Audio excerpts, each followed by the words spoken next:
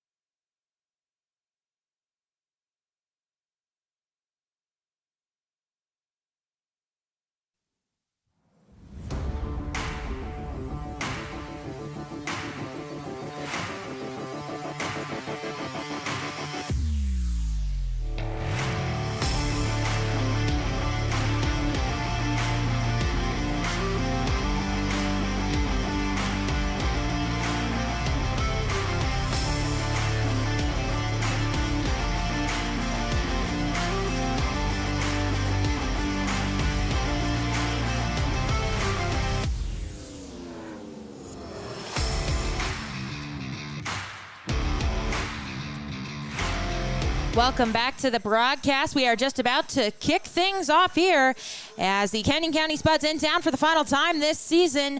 The 9 of 9 games, the 9th and final one that we will be playing against the Spuds here in the past 9 days. It has been, or the past 8 days, I should say. It's been 9 games against the Spuds in 8 days because we had the doubleheader back a couple of days ago. So these two teams very familiar with each other at this point, and it'll be Cade Kazmersky out to lock down the finale of this series. Cade, the right-hander out of Yakima Valley Junior College, originally from Kent, Washington, 6'3", 165-pounder, a sophomore at Yakima Valley JC. He is 0-1 on the season with a 9.10 ERA in 11 games, one of which was a start, 29 and a 2/3 innings under his belt, 12 strikeouts, 25 walks, and 47 hits for him this season.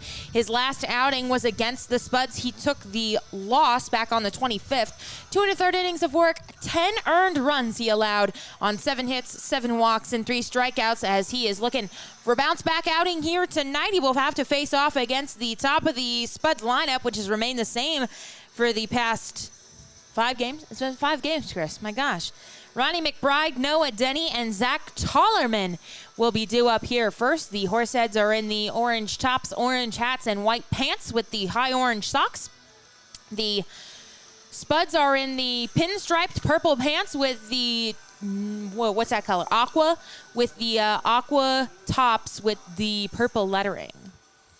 As we are just about to get underway, Ronnie McBride will step into the box. We want to welcome you into the broadcast here this evening. Ladies' night here at the ballpark.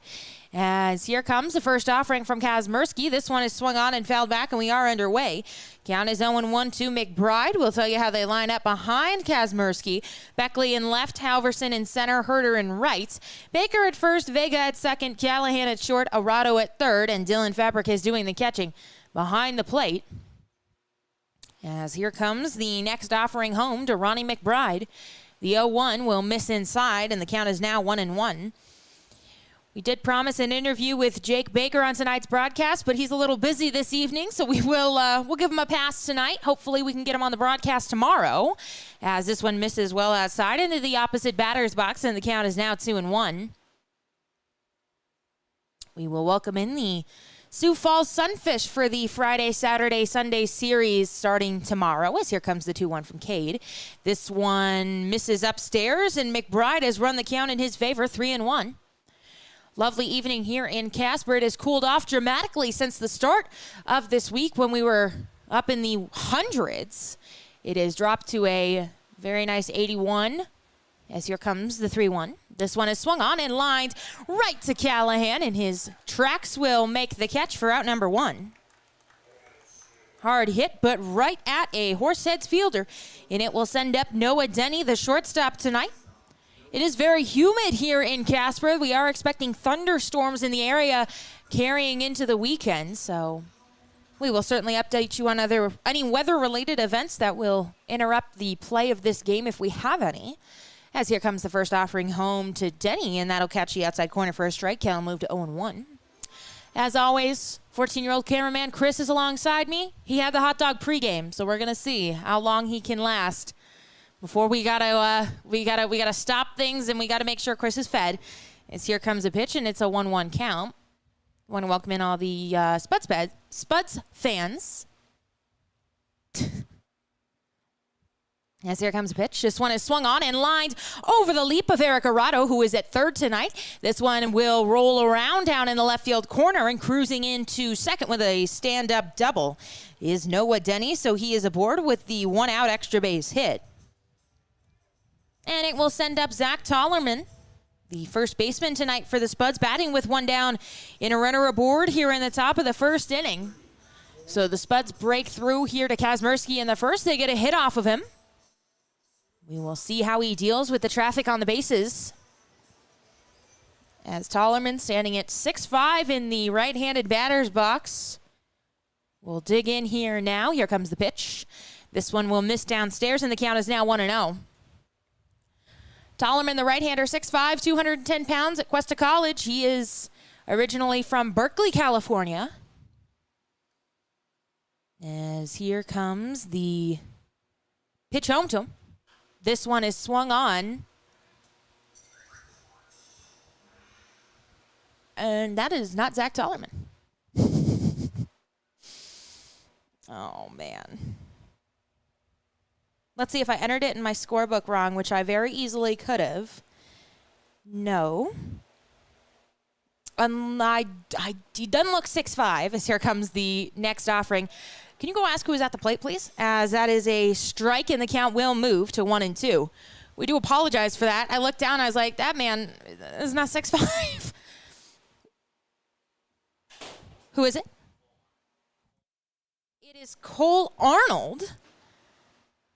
As here comes the pitch, misses downstairs. Then who is in the on-deck circle? Because I got Cole Arnold hitting next. In the lineup has Cole Arnold hitting next.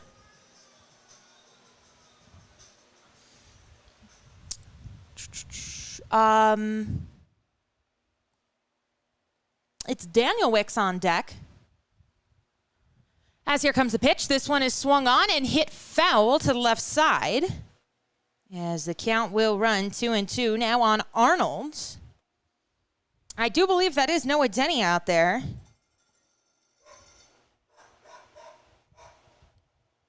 So I think what happened is they switched the lineup around on me and didn't let me know, Chris.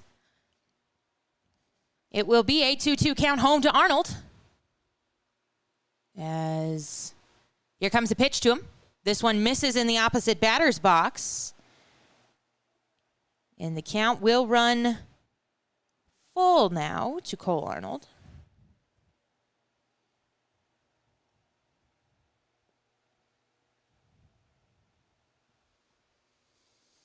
He digs in here now. Kazmersky checks the runner back at second and now deals home. This one is swung on and flied on the infield. Moving over on it is Baker. He has room at the lip of the grass. He makes the catch for out number 1. Out number 2, excuse me. Thank you, Chris. Chris can count and I can't. As Lucas Daniel Wicks will check in here now.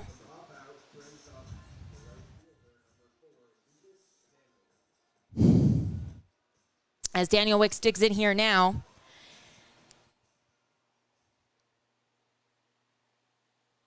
Yep, we do have a change in the lineup, so everybody slides up 1, and Owen Bischoff is now in there. So Zach Tollerman not in this ball game. We do apologize to you for that last-minute change that wasn't reported. As here comes the 1-0 pitch. Or the 0-0 offering, I should say. It's a ball, and the count will move to 1-0. As here comes the offering from Kazmersky. This one is fouled back to us, and the count will move to 1-1. 1-1 now. The count now to Lucas Daniel Wicks.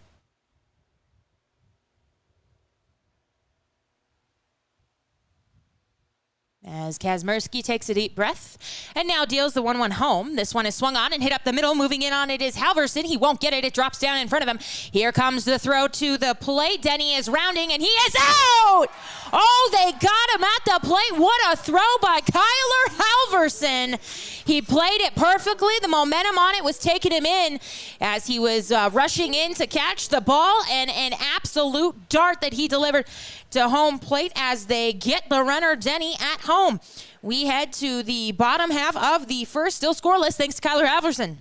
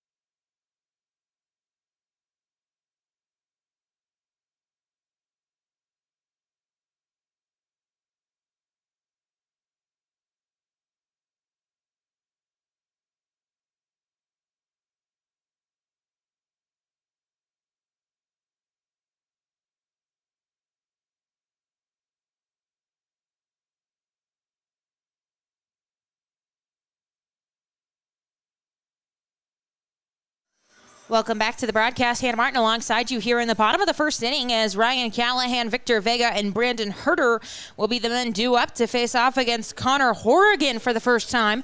The right-hander out of San Mateo, California, 6'2", 185-pounder at Skyline Community College is 1-2 on the season with a 7.04 ERA.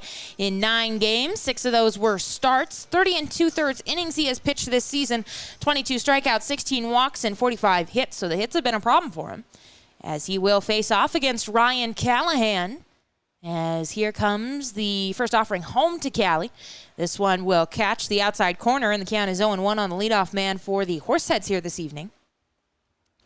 Last game that we saw Horrigan was on July 14th against the Pios, as this one is swung on and hit to the right side, gobbled up by Grant. He will underhand to Horrigan covering, and together they will retire Callahan.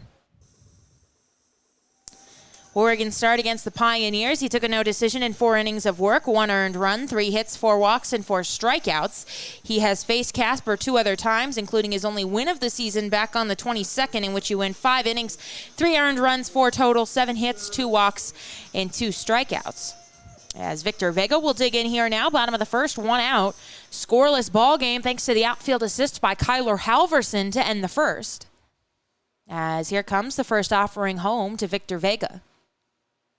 This one will be a strike at the bottom of the zone. Count is now 0-1. We will tell you how they line up behind Horrigan. Bischoff in left, McBride in center, Daniel Wicks in right, Grant at first, Arnold at second, Denny at short, Hake at third, and Cody Vaith doing the catching behind the plate, as Vega will look at another strike, and he is in the hole 0-2. Want to thank all of our listeners for tuning in. It's been 5 games here with the Spuds, so this one misses upstairs from the count will move to 1-2. We will welcome in the Sioux Falls Sunfish next before having Monday off. Boys will be on the road taking on the Mining City Tommyknockers for the final time this season, and then we will be back at home Friday and Saturday for the last 2 games of the season, taking on the Western Nebraska Pioneers, as this one misses off the plate, and the count is now 2-2. I do want to let you know that you won't have to listen to me for the second inning. It is ladies' night here at the ballpark, and our interns Michelle and Haley asked if they could take over the broadcast as this one goes foul. Count is 2-2. If they could take over the broadcast for an inning, and they were both on the broadcast last night. Lovely. They did a great job. I was like, absolutely. So they will have the second inning. And don't be rude to them, or I will come back on and be unhappy, as here comes a 2-2. This one is swung on and shot foul down the right field line once again. Neither one of them is a broadcaster, but they just have such a fun time when they are on the broadcast, so it's late in the season. Just let them have some fun. Especially on ladies' night. Please, don't be mean to the ladies on ladies' night. As here comes the 2-2 home from Horrigan. This one misses down low, and Vega has battled back. He was down 0-2, and now the count is run full. Looks like TJ out there at first and Stover at third as usual. As here comes the pitch. It will not be made. Horrigan wants to go over the signs once again with Vaith.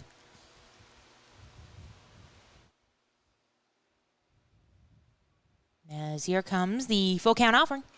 This one is shot foul down the right field line, and the count is full now. Well, it has been full. It holds full, 3-2.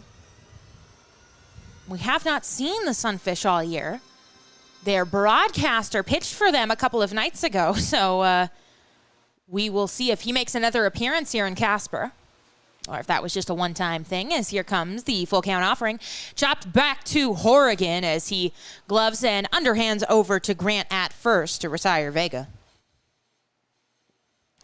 That will send up Brandon Herter, last night's hero. He walked it off here against the Spuds on 3 straight bunts by the Horseheads. And the Spuds defense just looked lost out there. They had no idea.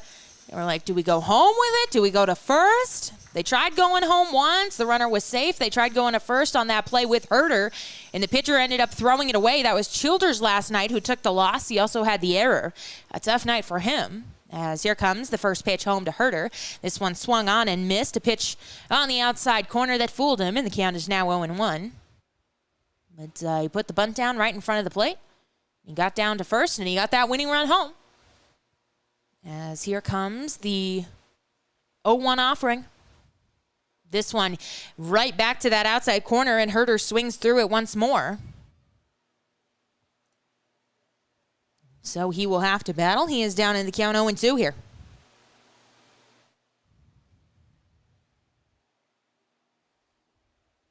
Here comes the 0-2, swung on and missed. It's a drop third strike, so they will have to throw down to first to complete the out, which they do. So 1, 2, 3, go the Horseheads. I do believe Haley and Michelle will be coming up to join you for the second inning. And I'm out to, I get to give away the sweetheart of the game tonight. I get to do that promo down there, so I'm very excited for that. Mixing it up here on the broadcast, we are scoreless.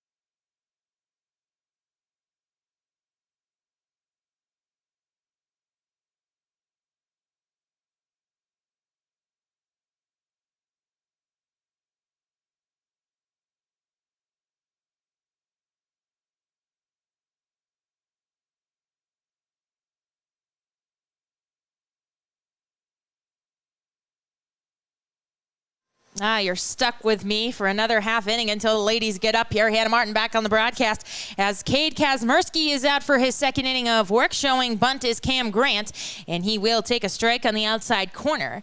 They had to run the in-between inning game. It was a fill in the blank for the music, and they had Zach Tollerman out singing as this one misses on the outside corner, and the count is now 1-1 to Cam Grant. Grant, Hake, and Vaith due up here in the inning. As the ladies are coming up. They're making their way up. As here comes the 1-1 offering home. This one is swung on and popped to the right side. Going out on it is Vega. He is in right field, and he records the catch for out number 1. As it will send up Carson Hake, and it will send Haley and Michelle to the booth. Hello, ladies. All right, I'm gonna hand you the microphone. So Haley is taking over here on this one. Hey, it's Haley.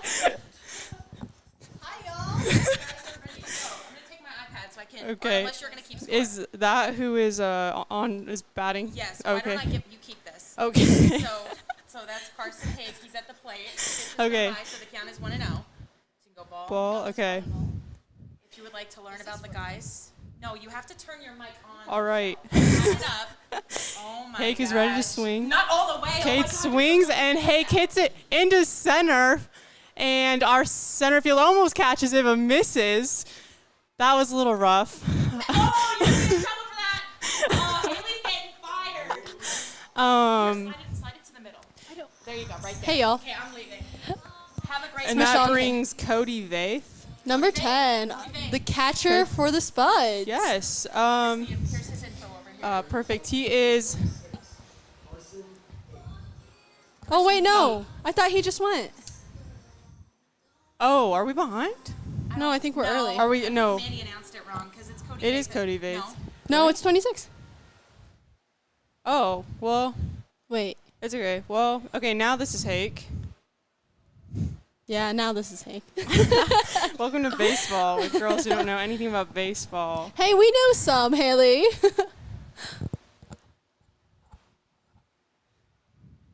Here comes the pitch from Cade. And it is swung on and miss for a count of, where's the count? Oh, 1-0-2. Did you just say 0-2? 0-2, y'all. Here we go. So quiet. Here comes a pitch from Cade, and it is high for a count of 1-2 with 1 out in the top of the second. Yeah, you're killing it, go. Michelle. Maybe I'll switch my major to communications. Yeah, please fix that, Hannah. Thank you, Hannah. I apologize to anyone who is listening right now. Here comes the pitch. Is swung on into left, and we see he picks it up. Beckley, long throw. Oh. Is that an error? That's an. You gotta wait to see on the board. Oh, you wait for that. Make the call. It's a hit. They rolled it a hit. Hit, okay. It's a hit, y'all. I'm not used to this at all. Now it is number 10, the catcher, who Vaith, I believe Vaith is It's Cody Vaith. Yes, Cody ma'am. Vaith.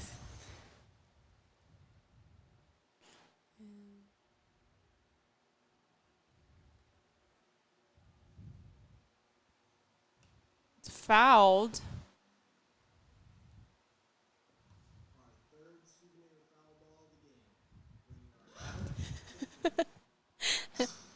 So, how's it Michelle, what's going? your favorite thing about baseball?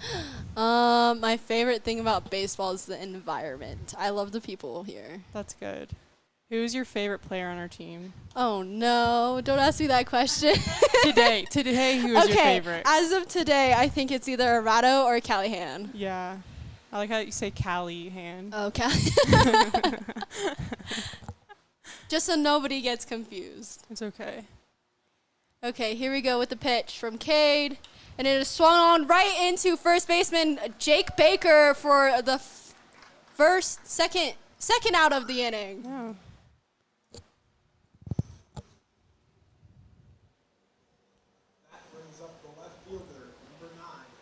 Now we're bringing up number 9 from the Spuds, who is Owen Bishop. Owen Bishop. We saw him yesterday night. Yes, he did bat a lot. Yep. We'll see. We got a Spud in scoring position on third. First pitch is high for a ball. That was a strike. That was a strike. strike. Okay. Strike. I don't know, man. I figure if they don't do anything, it's usually a ball. Oh, okay. And if they Yeah. okay, sweet. So like if they ignore it, it's like a ball, you know. It's like, well, that was dumb. That didn't do anything. Now we're rocking Okay. and rolling. Thank you. A strike 2 from Cade.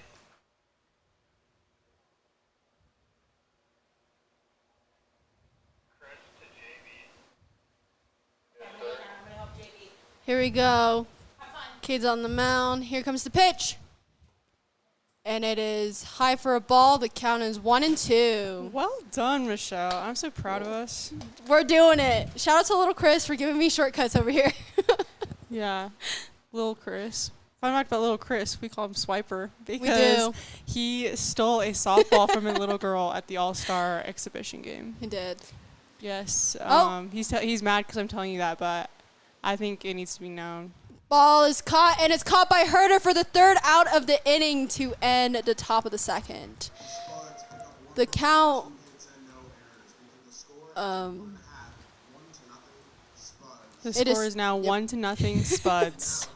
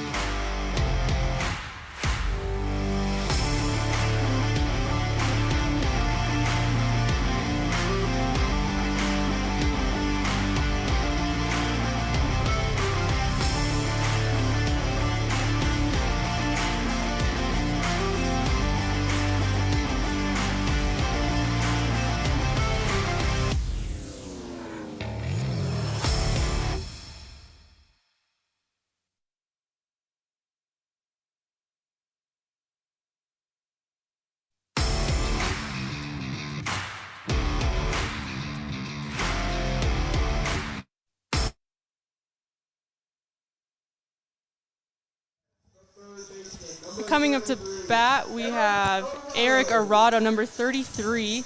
He is from, what school does he go to? Northern Illinois University. Well, you look at that. Fun fact, his walk-up is Small Town Boy by Dustin Lynch? Dustin Lynch. Yeah, it was handed down to him by a senior from his school, or that's as the cute. story goes. Oh. Popped up high, and it is caught by the Spuds center fielder for the first out of the inning.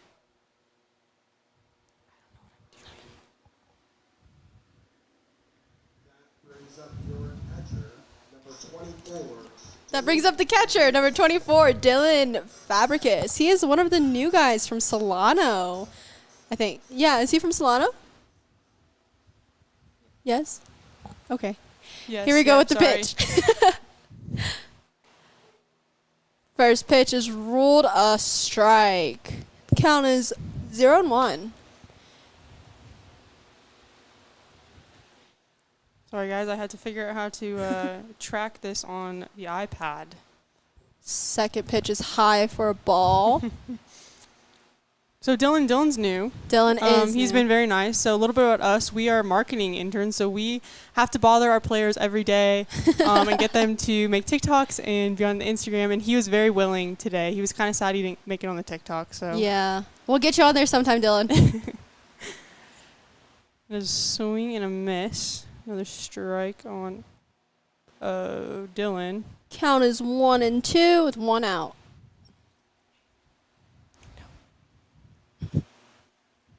We don't know how to work Hannah's iPad. This is Eric. Here we go with the pitch. And it is swung on, and it is ruled fair, and he is running to first, and he will be out for the second out of the inning. And that'll bring up 14. Is this 14? Who's coming up? Oh, Jake Baker, our first baseman tonight.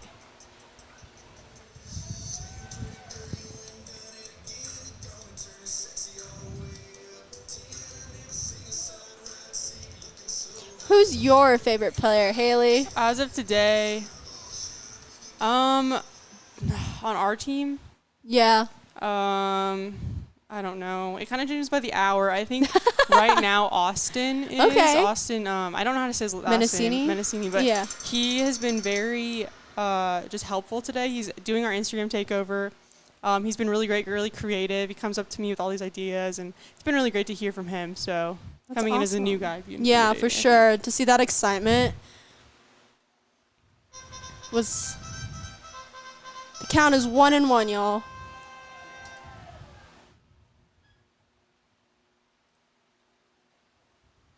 Do you feel a little conflicted calling this game, Haley? I do. I've become best friends with the Spuds since the All-Star game, and so it's just been sad, not being able to Cheer for your cheer for them, boys. Yeah. Haley. I do cheer for Zach Tollerman when he is batting, and JB yesterday gave me a very dirty look, so I've decided that I'll just do it in my head. But I do owe Zach a hamburger, so. And that is ball 3 for Jake Wright. Baker. Jake Baker. So we have a lot of Jakes. do. And I don't use their last names. So I think at one point we had 8 Jakes on the team. I agree. We were going to do Yeah. like Jake of the Year, remember? It Yeah. was, like, But now we have like 3, so. yeah, it's unfortunate. We really missed out. Oh, well.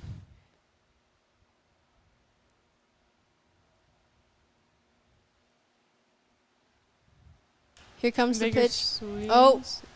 Run, Baker. Baker is out at first. And that'll end the inning. So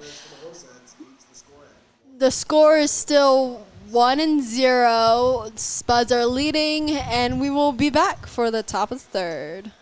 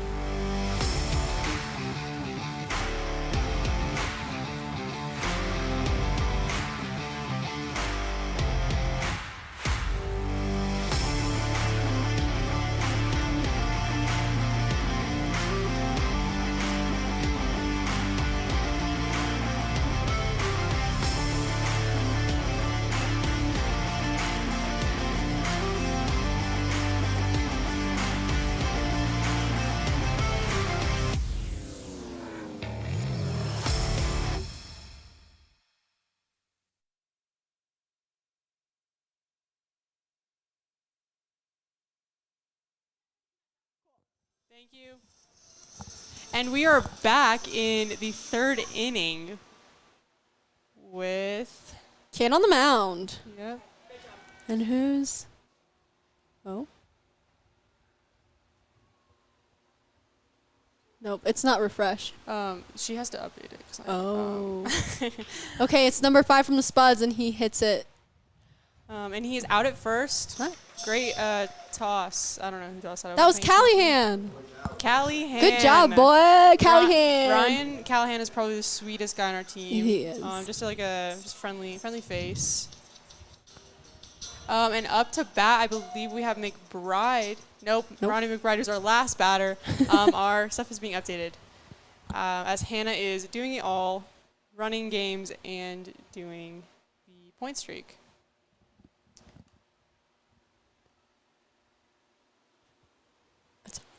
So now up we have number 2, Den. I don't know how to say that. Den is 1 for 1 so far in this game. This season he's hit 2 home runs, has an RBI of 24, and he's batting 43 for 130. His batting average is he's batting a 167. Okay. Let's see what he does with this pitch. Yeah. Kate throws it a little outside, unfortunately, for another ball.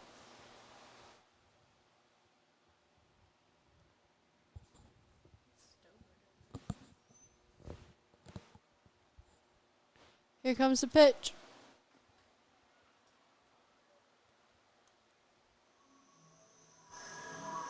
The count is 3-1 with 1 out.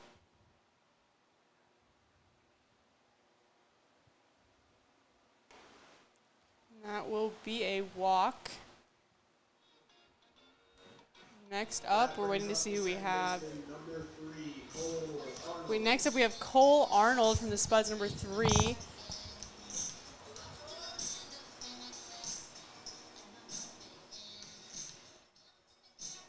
Kate's been doing a pretty good job so far. He's usually a relief pitcher, so it's kind of cool to see him as a starting pitcher for this game. He was very excited to pitch today. Oh, for sure. He was like he was ready. He was just ready. He's to excited. Oh. All right, so Cole Arnold, he's batting 42 for 159. That's a 264.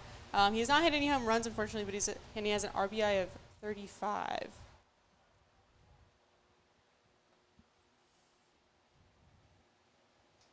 He swings, sending it right down the middle. Line drive to Halverson. Halverson is going to pick that up, but there's no throw made. Next up, we have Daniel Witz.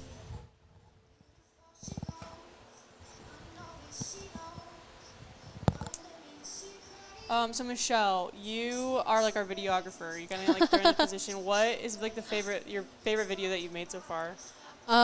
So far would probably be the first mic'd up like sneak peek that I put out there. Just because we've spent so long trying to make it work, and the fact that we finally got it up was really exciting for me. But yeah, it's been super fun to mic up the boys. All those videos are coming soon. But yeah. What's your favorite part about infield games, Haley? My favorite part is the fact that I get to talk to so many people. Like I get to talk to people in the crowd and people like kids and guys in both dugouts and the coaches, and to be able to interact with people is so fun. A nice little double play from the cat. Oh, he is ruled safe at first, so it'll be 1 out to make 2 outs for the inning. We have runners on the outside base. What's it called? Runners on the corner. There we go. Runners on the corner, y'all. Up next, we have Ross. Cade Ross, number 27.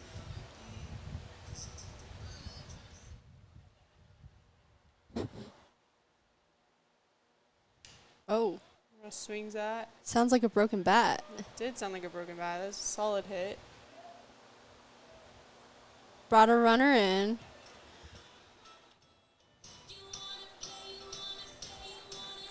What is your favorite theme night that we've had? Western Wednesday? My favorite? Yes, Yeah. I love Western Wednesday.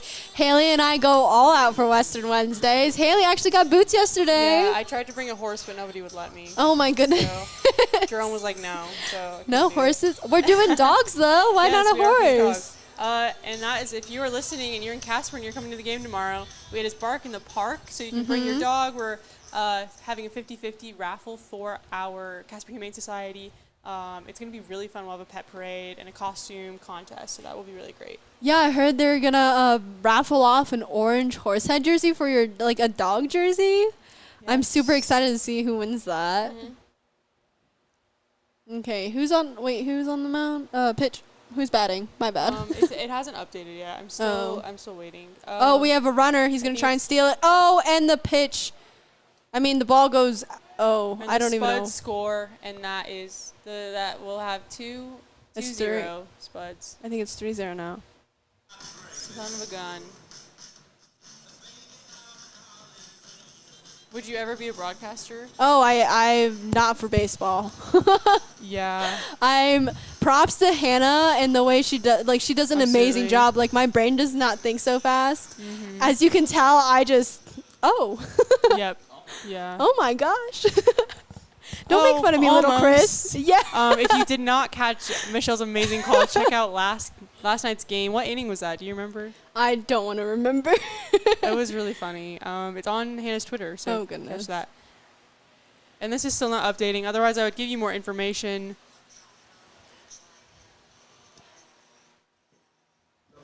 So the score is 4-0. We have a Spud on second. And then we have number 26 from the Spuds at bat. And the count is 2 outs for this inning.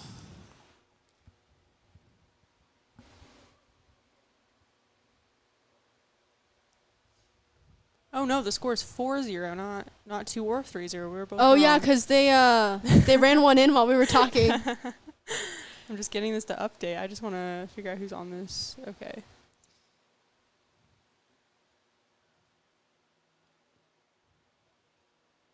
Here comes the pitch from Cade. And it is high for ball 2. Did you get it? I'm just going to look at the roster. Oh, that works. This is the only thing. That works. What number is it? 26? 26. 26. Okay. Are you going to control F it? Yeah, control F. I didn't know that existed until like a month ago. Oh, really? Okay, so up to the plate we have Carson Hake. He is from Victoria, Minnesota. Okay. There's not a whole lot of information on here about him, except for that he is 6'2", he's tall. His name? And I did say his name. No, click his name. Does it pop up? Does it? Oh. Oh, okay. Okay. Yeah, that's all the information we have on him. Maybe he's new. We don't know. But he has no stats. And that is fouled behind the bleachers to the right.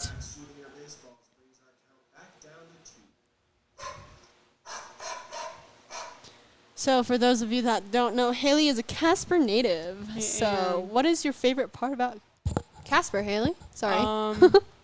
Oh man, that's a loaded question. I think everything about Casper is great. No matter what people say. You know, I think I really liked my high school. I think that's my favorite part. NC is really great. Chris says he's going to Kelly Walsh, but he's not. He's better than that. Just kidding. Anyone who went to Kelly Walsh. No, my high school is really great. We had a lot of fun. I think that the community here is really good at supporting high schoolers. Through COVID, my senior year was cut, and so people in the community adopted seniors. Oh, that's super cool. Yeah. And that ball is fouled out again. But yeah, it was really cool. My kindergarten teacher adopted me and like sent me gifts and gift cards, and there's an anonymous donor from like Coffee Shop Metro. Donated a bunch of money so seniors could have a free coffee every Friday leading up to graduation. So it's really cool nice. To have that support. Yeah, I'll definitely say that the community out here is really super cool to see. I think there's a community, like, regardless of where you go, but just a small town, quote unquote, community is just something that's unbeatable. Here we go with the pitch from Cade, and it is swung high for foul behind our press box. That's a lot of fouls. I know. You gonna go swipe that one too, little Chris? Oh, burn. You got burnt. to like crispy. We appreciate everything. Yes. Chris does deserve a shout out. He is willing to do Okay. everything for us. He is. Yesterday he went around every time Hannah was like, I want someone for an interview, he would like go down, run and find them and be like, hey, come up to the press box. And so to be willing to run up those stairs so many times is amazing. Oh, and the ball's loose, and that'll bring. And up to next, I believe, is Cody Vaith. That'll bring the spot home.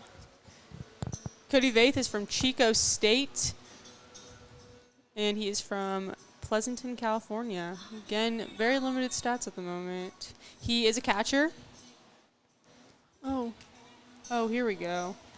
His batting average is 200 currently, so not too bad, not too shabby. Little Chris, have you been on the broadcast? Take over. Why not? Last game of the season? Okay, y'all. Stay tuned. Little Chris is coming on in the last game of the season. First one is a strike from Cade. So let's see what happens here. Here goes the pitch. And it is lost by our catcher to advance the Spud on first to second. And it is, the count is one. The count is now 1-1. So, Michelle, What's up? what is your favorite thing to do in Casper since being here? My favorite thing is lake days. Yes. We haven't had very many of them, unfortunately, but I like the lake. And it's really cool to me. So I'm from Ohio, and it's very flat. And it's just really cool to me to see, like, the mountains and stuff like that. Oh, and will this be rolled? And that, I believe, is another run made by the Wow. Spuds. This might be a dumb question, but do you, like, have to touch the plate? Because I didn't see him, like, touch the plate. Is that, like, a PE rule? Like, you have to touch it, or am I tripping? I think Next you have up, to we touch have Owen Bishop from Mount Angel, Oregon. The score is 6-0 with the Spuds leading here, top of the third. They've gotten 5 runs here. Owen Bishop is currently batting 176, and he's hit 2 home runs this season, so it's pretty good, I think. He has pitched once against us, so that's cool that he is a pitcher and he's hitting. That's pretty interesting. You don't see that very often here. Yeah.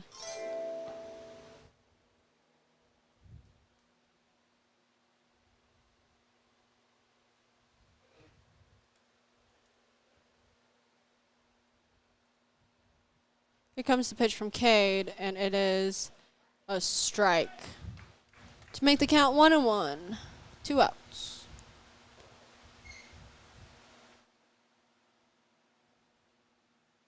So, Haley, what is your favorite game that we play on field? I really like any of the water balloon games. Oh, I yeah. think those are super fun, especially because we get the players involved. And sometimes we can get opposing team members to get involved, and that's really cool. To have like a little rivalry outside of baseball, I think that's kind of fun. And it just kind of shows a little bit of unity in the Expedition League, and I think that's great. For sure, for sure. I think it's always cool to see, like, at the very end, if anybody has leftover water balloons, they just go and pelt at one another. Yeah, it's hilarious. It really is funny because they're complaining like, we don't want to get wet, we don't want to get soaked, yeah. and then they do it, and they're like, that was so fun. Can we do it again? Yeah. Cade Kazmierski, our pitcher, he actually came to the All-Star game. He wasn't an All-Star, but he came, and he asked if he could be part of the water balloon game, which is so cool. So that strike will end the inning as we go into the bottom of the third. The score is now 6-0. We will see you back for the bottom of the third.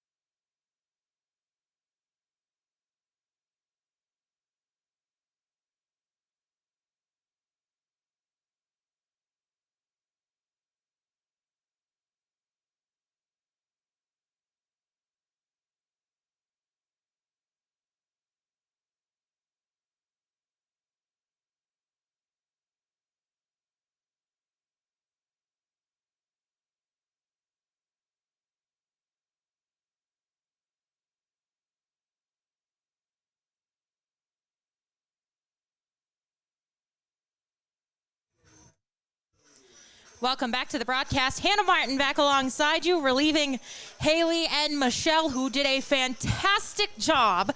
Love the ladies on ladies night. You love to have it. As Andrew Menacini, Harris Beckley, and Kyler Halverson are due up here in what is now a 6-0 ball game. They had a long top of the third to call. I was like, oh my gosh. They're in for a long top of the third. Chris has locked himself out again as here comes the pitch, and it'll be a strike on the inside corner to Menacini.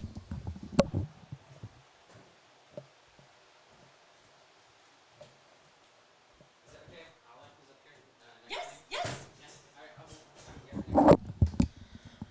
0-1 the count to Austin Menacini, as this one will miss down low, and the count is 1-1 on him. 5 runs coming in the top of the third, along with 2 errors committed by the Horseheads. We got a car alarm going off somewhere. Adds to the action here at the ballpark. As here comes a 2-1, this one is swung on and chopped softly to the shortstop, Denny. He will glove and fire high, and it'll go into the dugout. Now it bounces off the front of it. The throw down to second is not in time. Menacini is in there safely. They will give him a hit and an error on that. We will see. They have given him just an error on the play. I'm going to have to go talk. I say that's a, you know what, I make the rules now. I say that's a hit, and then Menacini gets down to second on the error by the shortstop Denny on the throw, as it will send up Harris Beckley now with the runner in scoring position for the first time tonight for the Horseheads. As Beckley will dig in here. Now here comes a pitch from Horrigan. This one is a strike on the inside corner, and the count is 0-1. Think someone bumped the camera. Focus is off. Chris. Terrible. It looks, I don't know. I can't tell. This one is fouled on the left field line, and the count is 0-2. Did we move the camera? Oh, that looks worse. There we go. I think that's okay. Move it over. Not the camera, the picture, bestie. Okay, fine. Here comes the 0-2 pitch home to Beckley with a runner aboard at second and nobody out here in the bottom of the third. As the pitch from Horrigan is fouled back, and the count will hold it 0-2. We'll give you some scoreboard updates from around the league. The Nebraska Pioneers are leading. They beat the Trappers actually 9-0. They're playing 2 this evening. So in that first game, they beat them 9-0 in just 2 hours and 1 minute. Wow. I remember those days when we played 2-hour games. As here comes the 0-2 home to Beckley. This one is swung on, fouled back once again. So Beckley being pesky here. The Tommyknockers beating the Big Sticks 9-3 in the bottom of the 5th. The Pios beating the Trappers 2-0 in the second game in the top of the first. The Saber Dogs beating the Whiskey Jacks 1-0 in the top of the 6th. The Sasquatch and the Sunfish are all tied up at 4 in the home half of the second. And they are also going to play 2 tonight. The Saber Dogs and the Whiskey Jacks will play 2 tonight. As here comes the pitch from Horrigan. Fouled off once again. Count holds it 0-2. And the Sodbusters and the Moo, Hastings leading 2-0 in the bottom of the third. And that is all for the games around the league so far this evening. Andrew Menacini aboard at second here for Harris Beckley, the 8-man in Casper's lineup tonight. As here comes the pitch from Horrigan, 0-2. Swung on and hit right into the glove of the first baseman, and then they have Menacini picked off. Dang, that is a double play here. A tough one. He froze on that line drive, and they picked him off. And so it will be a double play. Number 1, Kyler Halverson.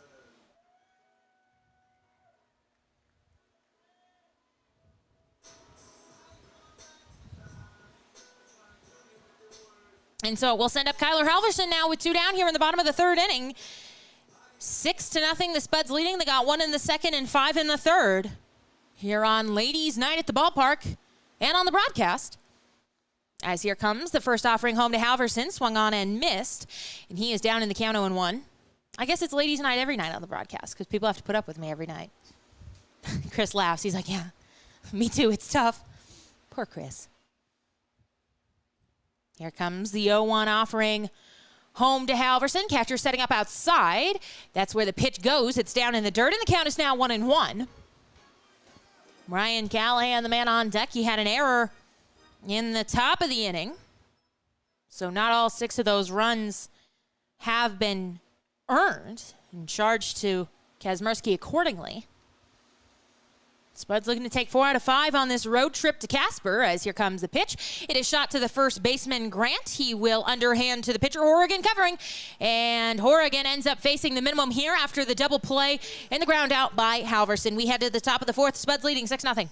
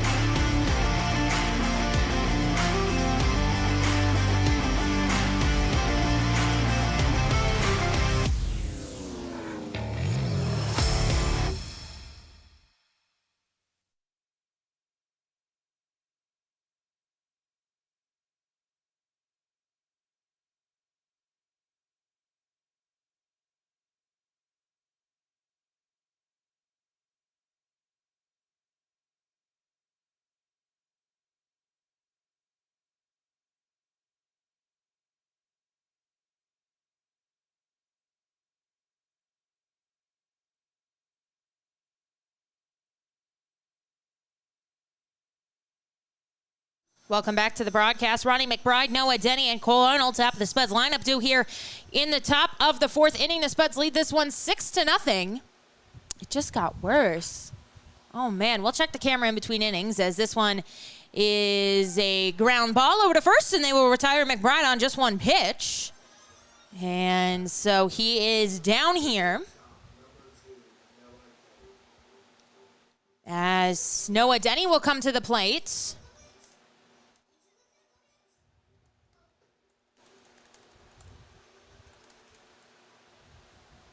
Denny is 1 for 1 with a double and a walk so far in the ball game. As here comes the pitch home. This one will miss inside, and the count is 1-0. We do want to give a shout out. I want to give a shout out to some very exciting news happening today. Coming in the other way. Wow, here we go. You got to go let Ale in. As this one misses outside, and the count is 2-0. Hannah Utter and Travis Ediger, 2 of my very closest friends, got engaged today. Very exciting. Hannah let us know in the group chat while I was in a meeting today, as this one will hit Noah Denny, and he will head down to first on the hit by pitch. I was in a meeting, and I jumped up, and I hit my back against the wall, and all the lights came on because I hit the light switch. But 2 of the very best people out there. I've known Hannah since freshman year in college when we were roommates together, and her and Travis have been together for 4 years now. So congratulations to them. Very exciting news. As some more very exciting news, we have our final intern who has not been on the broadcast. She is in now as this one misses down low. Count will move to 1-0. Ale is here with us. Hello, ma'am. Hello. Hello, how are you? I'm good. How are you? Good. How are things down in concessions?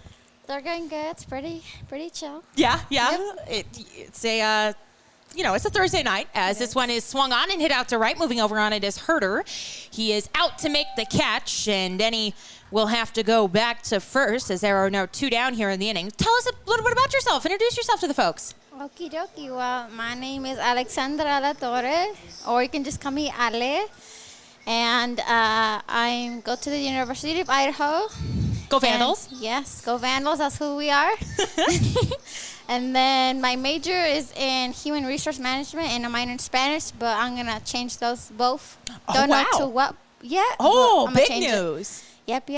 And you know, I got 2 brothers, Jesus, David, a sister, Victoria, 1 dad, 1 mom. This one is grounded up the middle here. Well, that was a quick inning. We're going to have to keep you on for another half inning. They will have to fare in concessions without you. But we will head to the bottom of the 4th inning, still 6-0.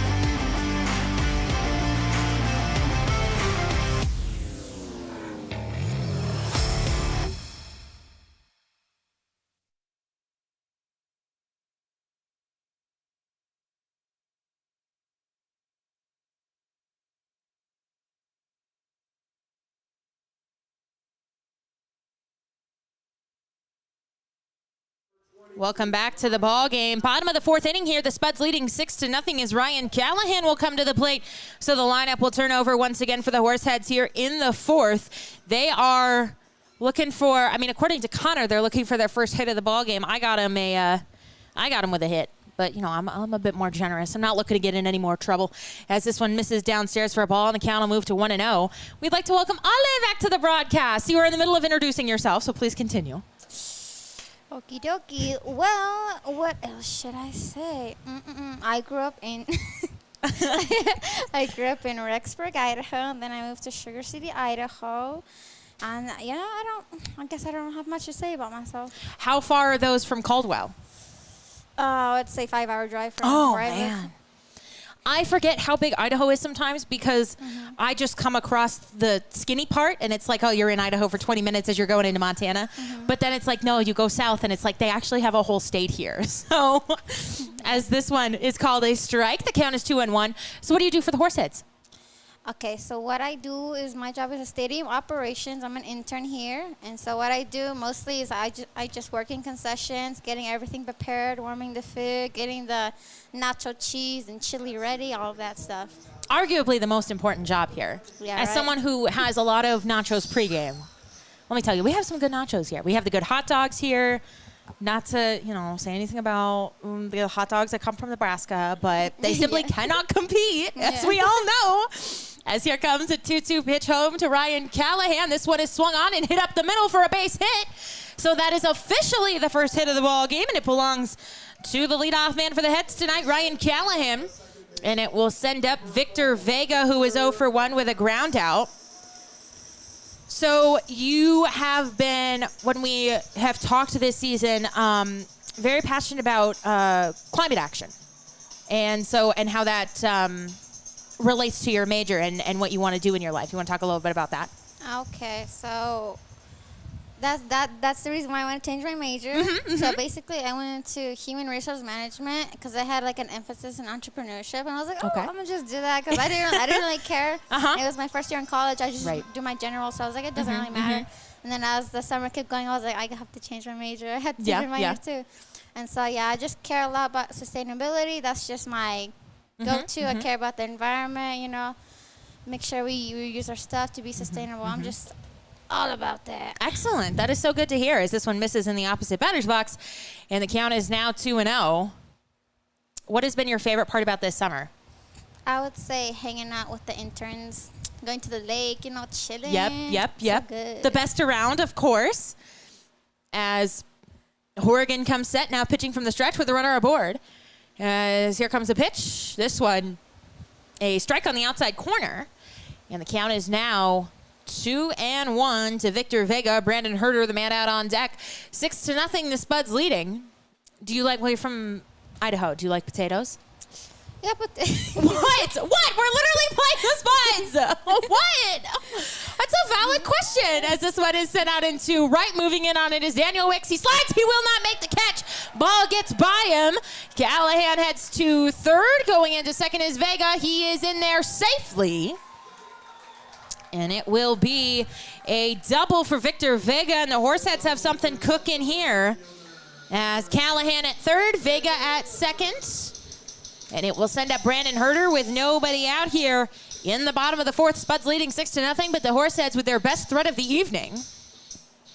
Fine, I want no potato questions, I guess. I like potatoes. Okay. You know, But the Idaho produces more potatoes than anybody. So it's like Washington, we do a lot of apples in Washington. You know, the fish. Stop. Sweet potatoes are good. Chris is Especially so rude. Do they do a lot of sweet potatoes in Idaho too? Yeah, they do. Yeah, But mostly yeah. just like the normal potatoes. Right. The russet, the spud, you know, Yeah. the spud. As here comes the first pitch home to Brandon Herter. This one is swung on and fouled to the left side, and the count will move to 0-1. Manny back on the. He's doing some kind of count tonight because Manny's on the PA because Broderick is gone tonight. Do you like Casper?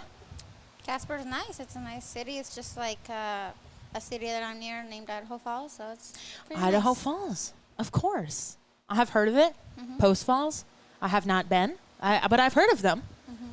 I went to school at Washington State, which is in Pullman, which is 8 minutes from the University of Idaho. Woo-hoo. So we are right there as this one misses inside, and the count moves to 1-1. I think we played my freshman year. We played the University of Idaho, and we lost in football, and now we don't play them anymore. But it's been a while. It would make sense if they played each other, but they're in two different conferences. And did you go to any of the sporting events there? No, mostly because of COVID, you know. Oh, yes. You're right. You're right. Yeah. As here comes the 1-1. This one misses in the opposite batter's box, and now the count is 2-1.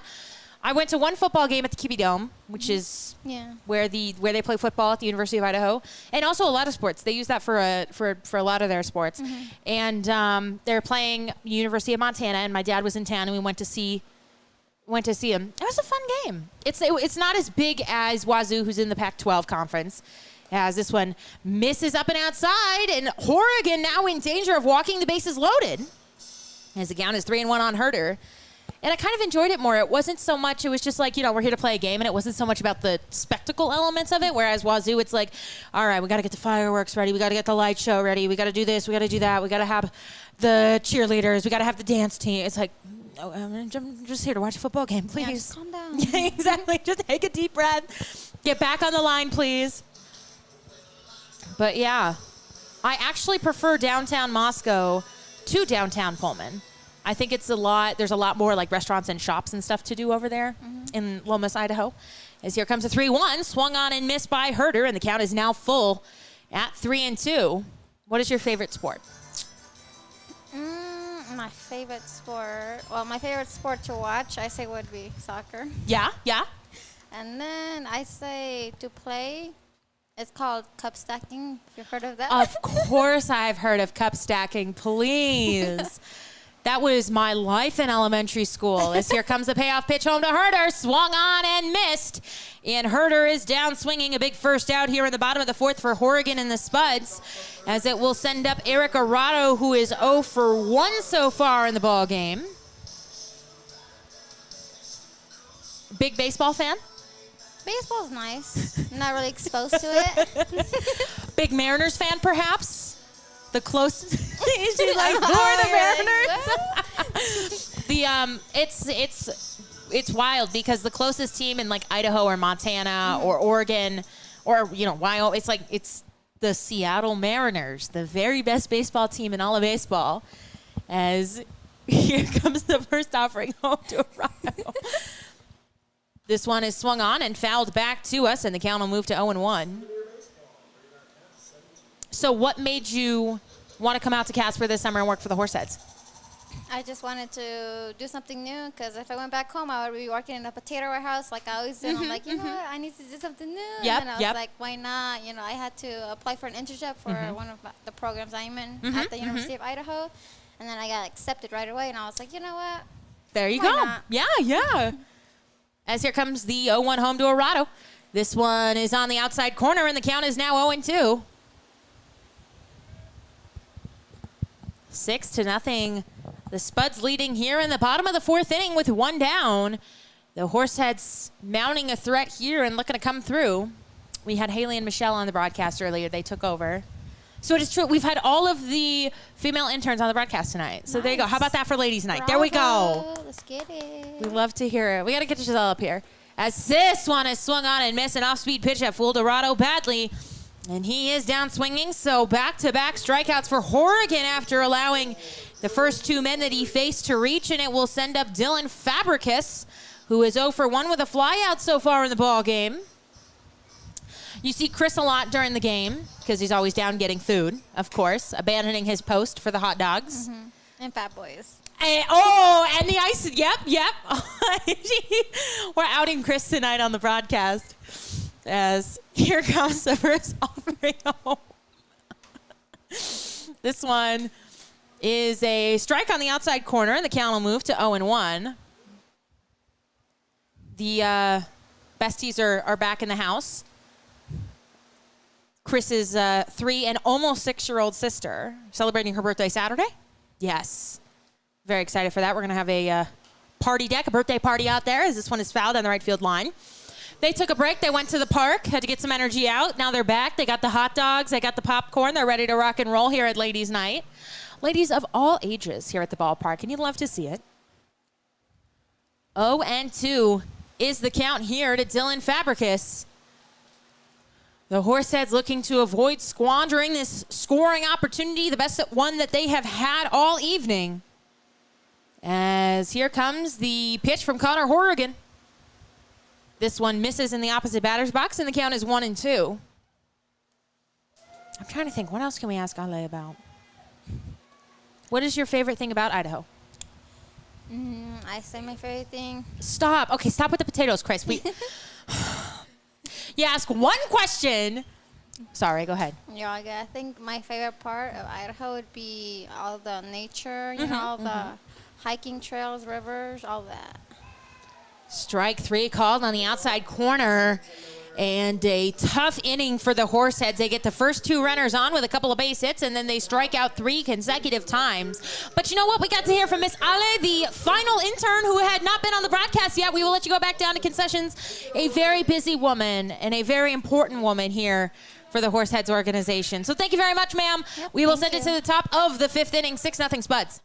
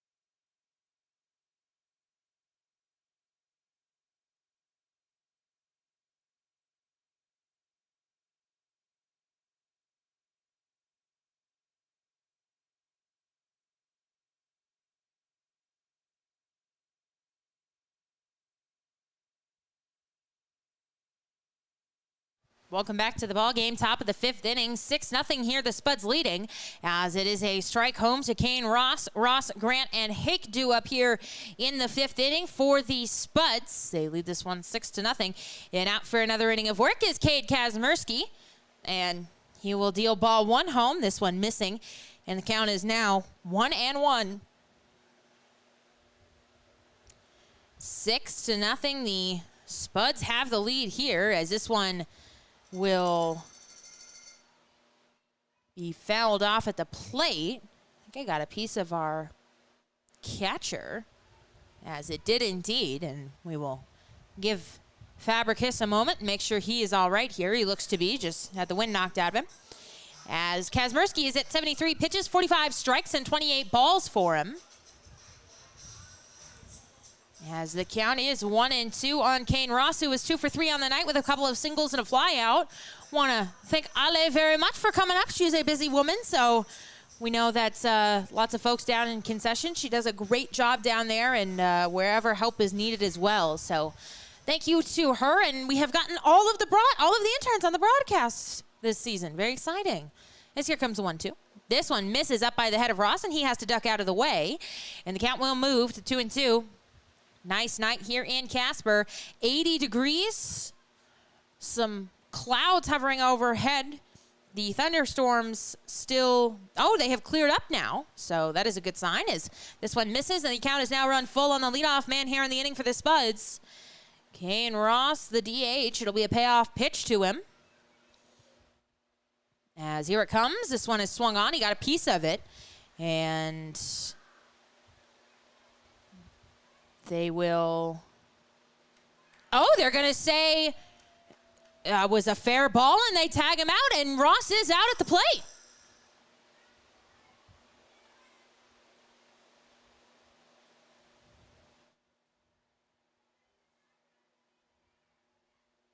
Or is he?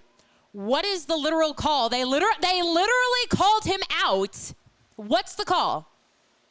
The call is out. Thank you, gentlemen. Let me tell you.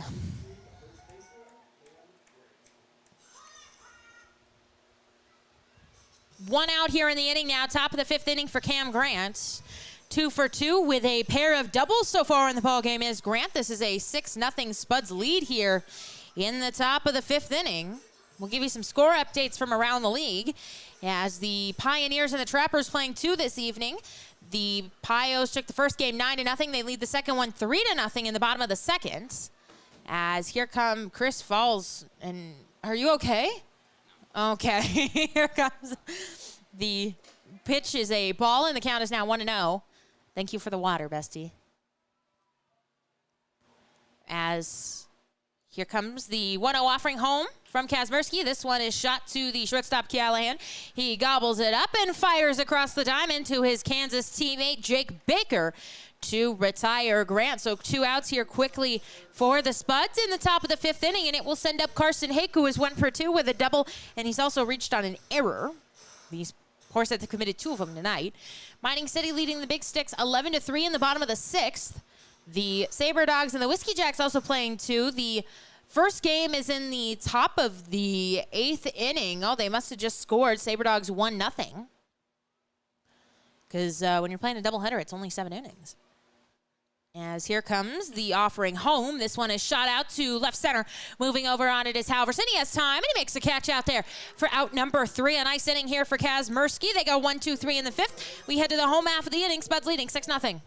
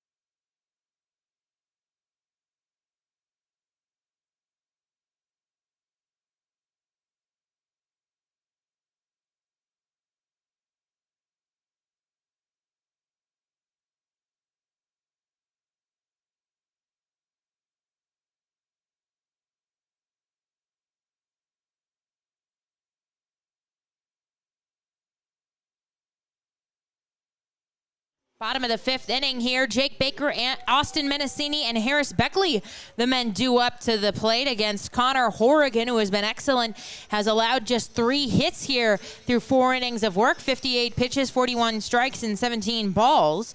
The Horseheads squandered a scoring opportunity in the last inning. We'll see how they fare here with the 6, 7, and 8 men due up. As here comes the first offering from Horrigan. This one is a strike on the outside corner, and Baker is down in the count 0-1. Jake is 0 for 1 tonight with a ground out in his first plate appearance. Jack's dad, John, is here this evening, our intern Jack. We just found that out, so a welcome to the ballpark to him. As here comes the 0-1 home. This one is swung on and hit to the second baseman, Arnold. He gloves and throws over to first to complete the 4-3 putout. As it will send up Austin Menacini.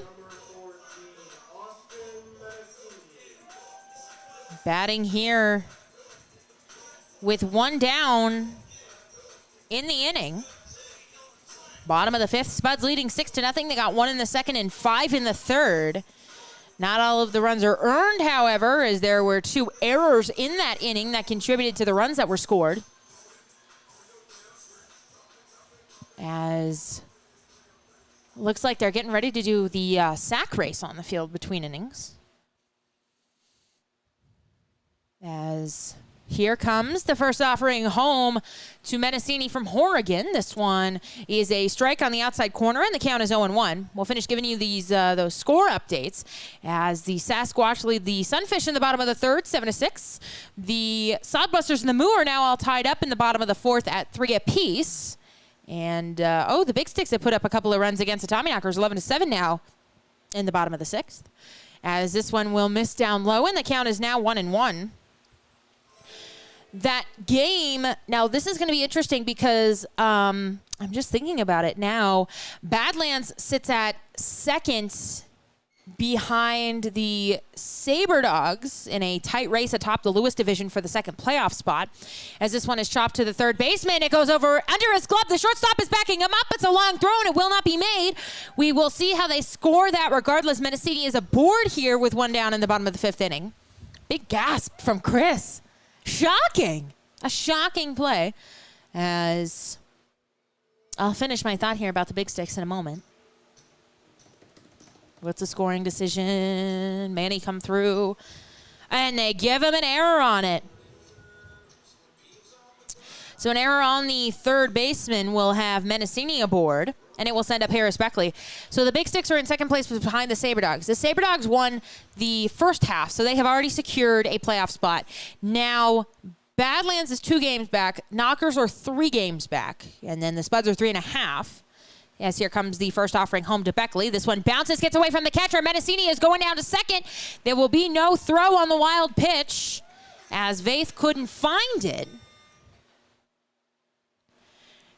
So if you recall, we had that rain out here between Badlands and the Horseheads.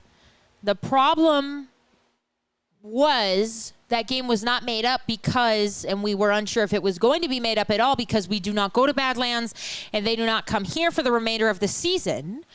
But that game, if that is a playoff deciding game, that game is going to have to be played. So, and they would probably come here for 1 game. I don't know when they would do it. That's out of my, that's above my pay grade, but an interesting theory there. As this one is shot to the first baseman, and he bobbles it. It is into right field.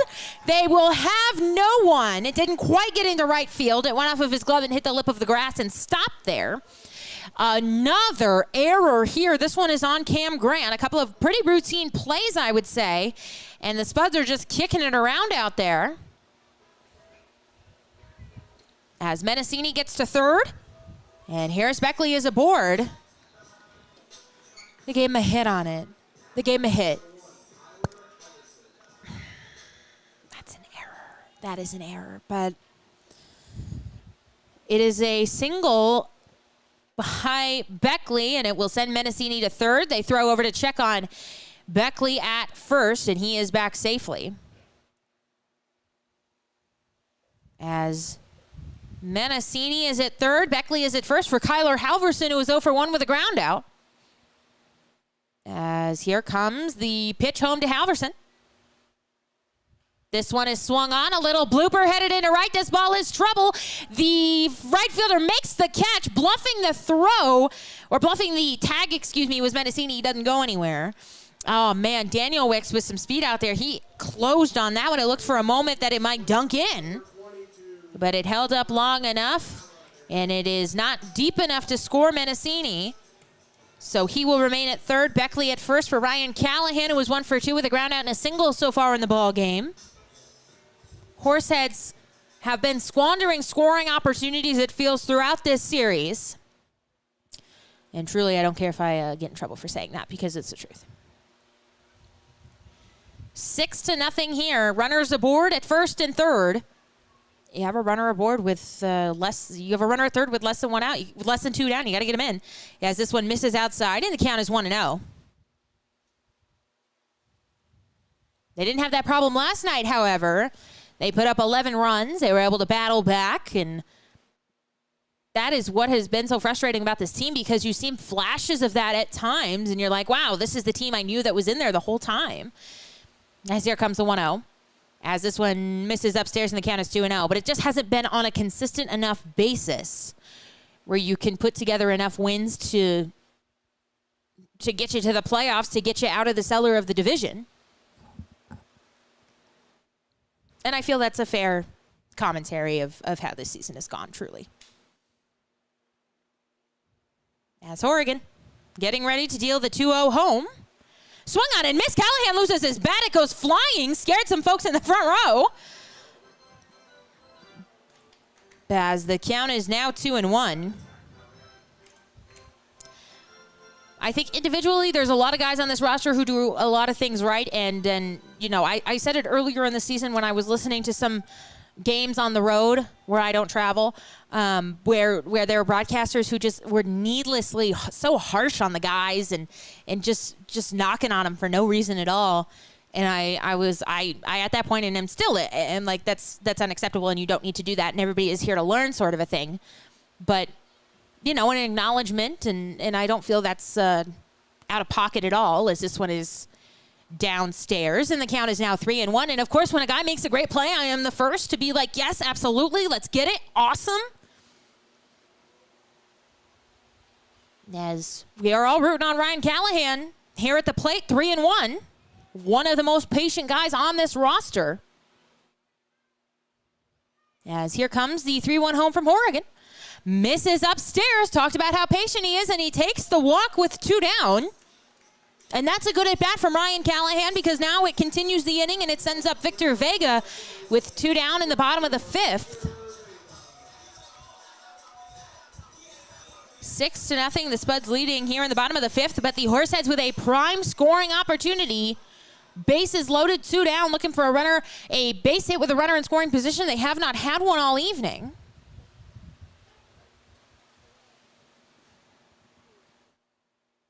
As Horrigan looks in, about to throw his 72nd pitch of the evening. As here it comes.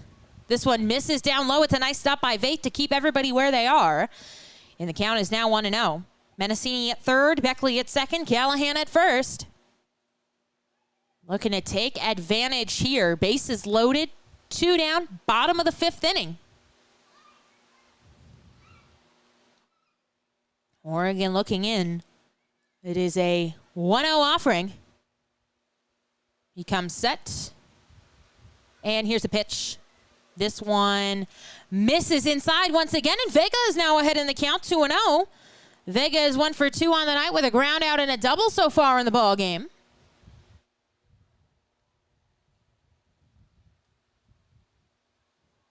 Mendocini at third, Beckley at second, Callahan at first. As here comes the 2-0 from Oregon. A strike down and outside, and the count will now move 2-1 on Victor Vega. Brandon Herder is the man on deck. Trying to get a cheer going here with 2 down in the bottom of the 5th. A prime scoring opportunity. Boys are going to have to put some runs on the board here if they're going to try and claw back into this one. The pitch swung on and hit foul down the right field line. 2-2 the pitch now to Victor Vega. No action down in that Spuds bullpen. This is Horrigan's game here. He's been excellent so far. In and out of some jams. The Horseheads hoping to stop that right here.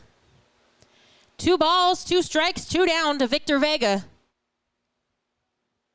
As Horrigan is looking in for the sign, he's got it. Now comes Sets. And the 2-2 misses well outside, and it'll be a payoff pitch now to Victor Vega with the bases full of heads and 2 down here in the inning. How big would a base hit be here right now? Or even something for extra bases. Everybody in motion. Full count, 2 down, bottom of the 5th inning.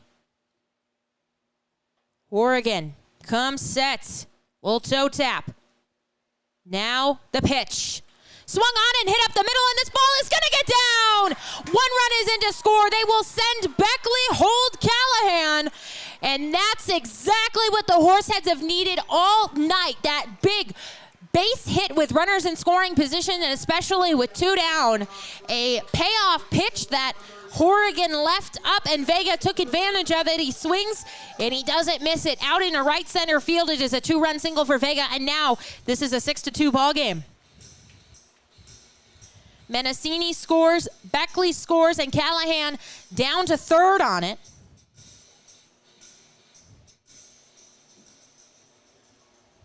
As it will send up Brandon Herter, who was 0 for 2 with a couple of strikeout swingings. Chance to add on here with a runner at 3rd and 1 at 1st as well for Brandon Herter. As here comes the pitch home. Swung on and hit up the middle, ranging over is Arnold. He will throw to 2nd to retire Vega. And the inning is over, but not before the Horseheads get a big hit from Victor Vega with the bases loaded. They scored 2 here in the inning. We head to the top of the 6th. Spuds leading 6-2.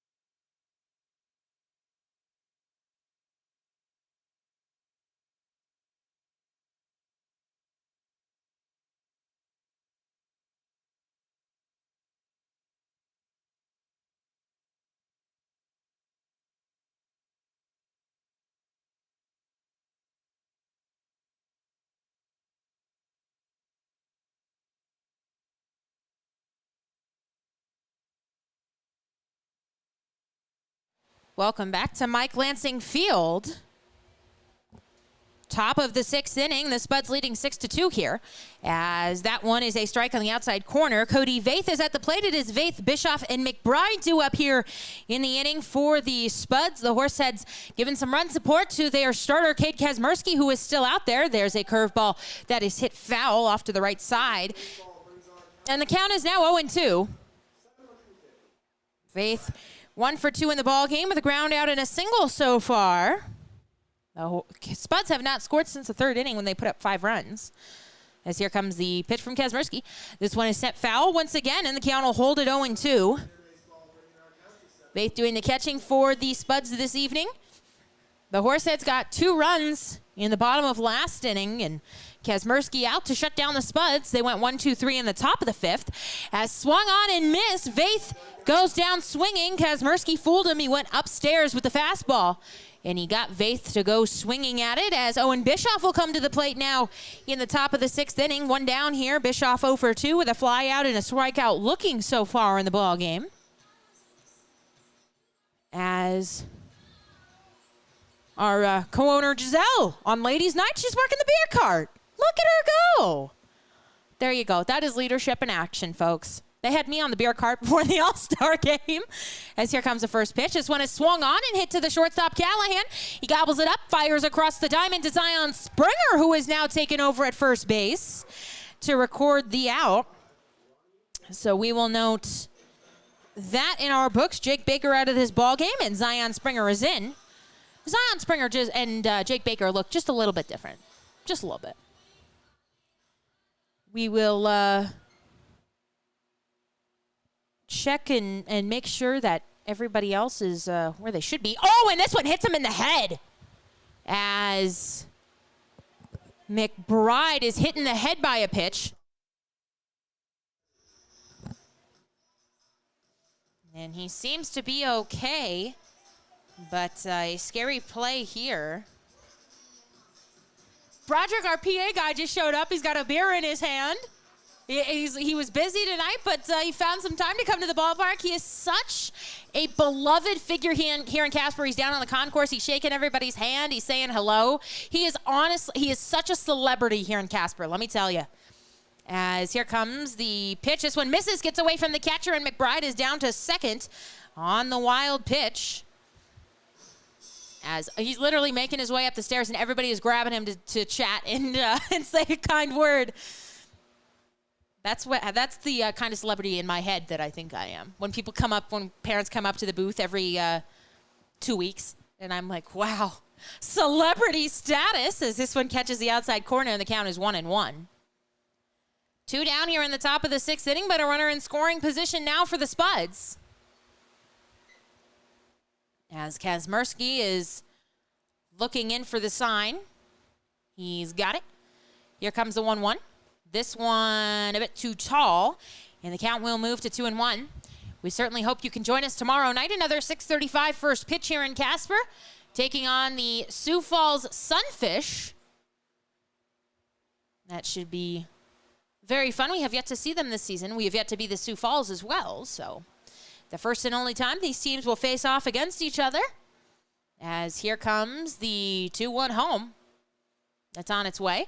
Curveball that doesn't curve, and the count is now 3-1. McBride is dancing around out there at second.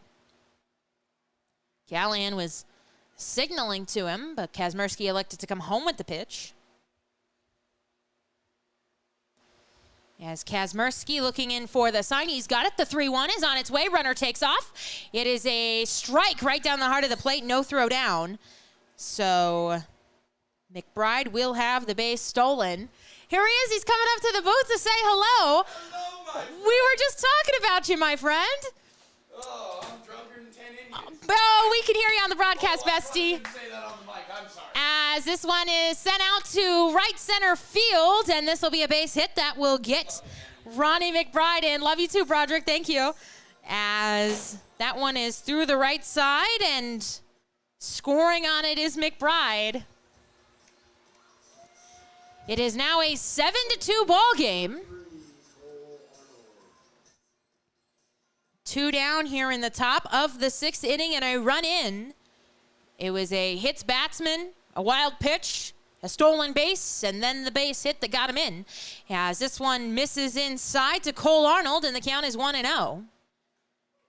So 7 runs on 10 hits and 2 errors for the Spuds. They've left 4, 2 runs on 4 hits and 2 errors for the Horseheads. They've also left 4. As this one is a strike on the outside corner, and the count is 1-1. Arnold is 1 for 2 in the ballgame with a single and a fly out. Denny aboard at first after the RBI single here in the frame. This one misses downstairs for a ball, gets away from the catcher briefly, but he recovers it.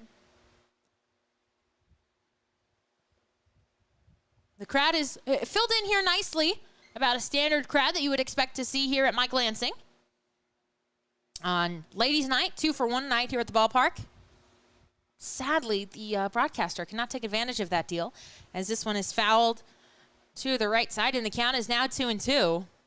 Have to maintain some semblance of professionalism on the broadcast, you know, when I'm not yelling at the 14-year-old cameraman and the eye twitch.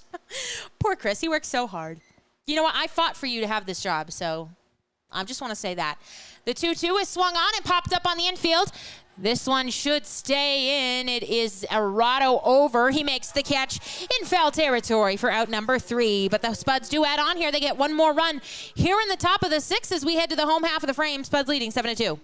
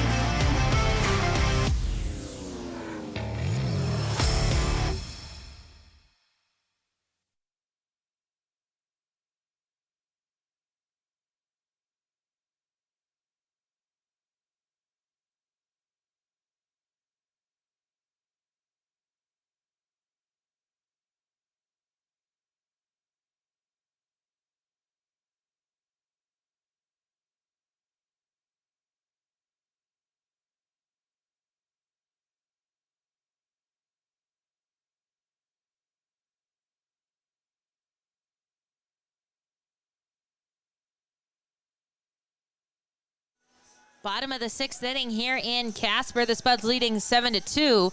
They got one run in the top half of the frame off of the starter, Kate Kazmersky, who we usually see out of the bullpen, but mixing it up tonight. And it is 7-2. As here comes Eric Arado. He is 0 for 2 in the ball game. He shows bunt. He gets it down. Oh, it is a beauty. Stay fair, stay fair, stay fair. Oh, it goes foul. No. It was right down that chalk line. Oh, it was looking so good there for a minute, and then so Arado will have to come back. Brutal. You don't feel good. Are you okay? Poor Chris. Chris has had 6 bottles of water in the span of like 2 hours. He's really going through it. But it is a foul ball here, and Arado will have to come back. 0-1 the count. 7-2, bottom of the 6th inning.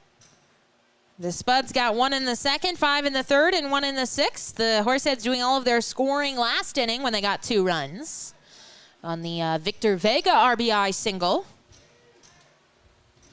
Looking to get aboard here is Arado. We'll see if he keeps the bunt on. As here comes pitch. This one misses down low. It's bounced up there, and the count will move to 1-1. Horrigan is at 80 pitches, 53 strikes, and 27 balls. The runs last inning were unearned. He had an error or 2, depending on who you believe, behind him. As here comes the 1-1 pitch. This one is a strike on the outside corner, and the count will move to 1-2. The skies are darkening here in a cloudy type of a way.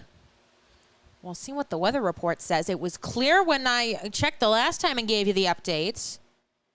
And showers are expected. No. We want to get this game in. Here comes a 1-2. This one is shot foul. And the count is now 1-2. Well, my phone says it's raining right now, which is not true. I can report that's a lie. What does your phone say? Chris is going to check. We're going to have two sources on this. As it says it's raining. It's not raining. We can confirm. Light showers. As Arado will step out, collects himself, and now he'll jump back into the box. Bottom of the 6th inning. He is the leadoff man here for the Horseheads. Count is 1-2 on him. As here comes a pitch. Swung on and missed. He went fishing on a pitch on that outside corner. And Arado is the strikeout victim here. The first out in the bottom of the 6th, and it will send up Dylan Fabricus, who is 0 for 2 with a flyout and a strikeout looking so far in the ball game. Zion Springer has come out on deck, so he will also hit in Jake Baker's place. As Fabricus climbs into the box. And here comes the pitch from Horrigan. This one swung on and missed, almost came out of his shoes on that one. And the count is now 0-1. Lights have come on here at Mike Lansing, as we are just about at 8:30 here local time. I think this game moving along faster than any of the other ones we have seen. And of course, as soon as I say that, it's going to come to a grinding halt as this one misses inside. And the count is 1-1. Giselle is done pouring beer, so maybe we can get her on the broadcast. I will text her between innings, and I'll ask her. I'll say, it's ladies' night. We got to have you on the broadcast. As here comes the 1-1 home. Swung on and missed. A pitch down in the dirt. And the count is now 1-2 on Fabricus. Oregon looking to strike out back-to-back batters to lead off the 6th inning here. As here comes the 1-2. This one bounced up there on the inside corner. Hit the inside corner of the plate, actually. And the count is now 2-2.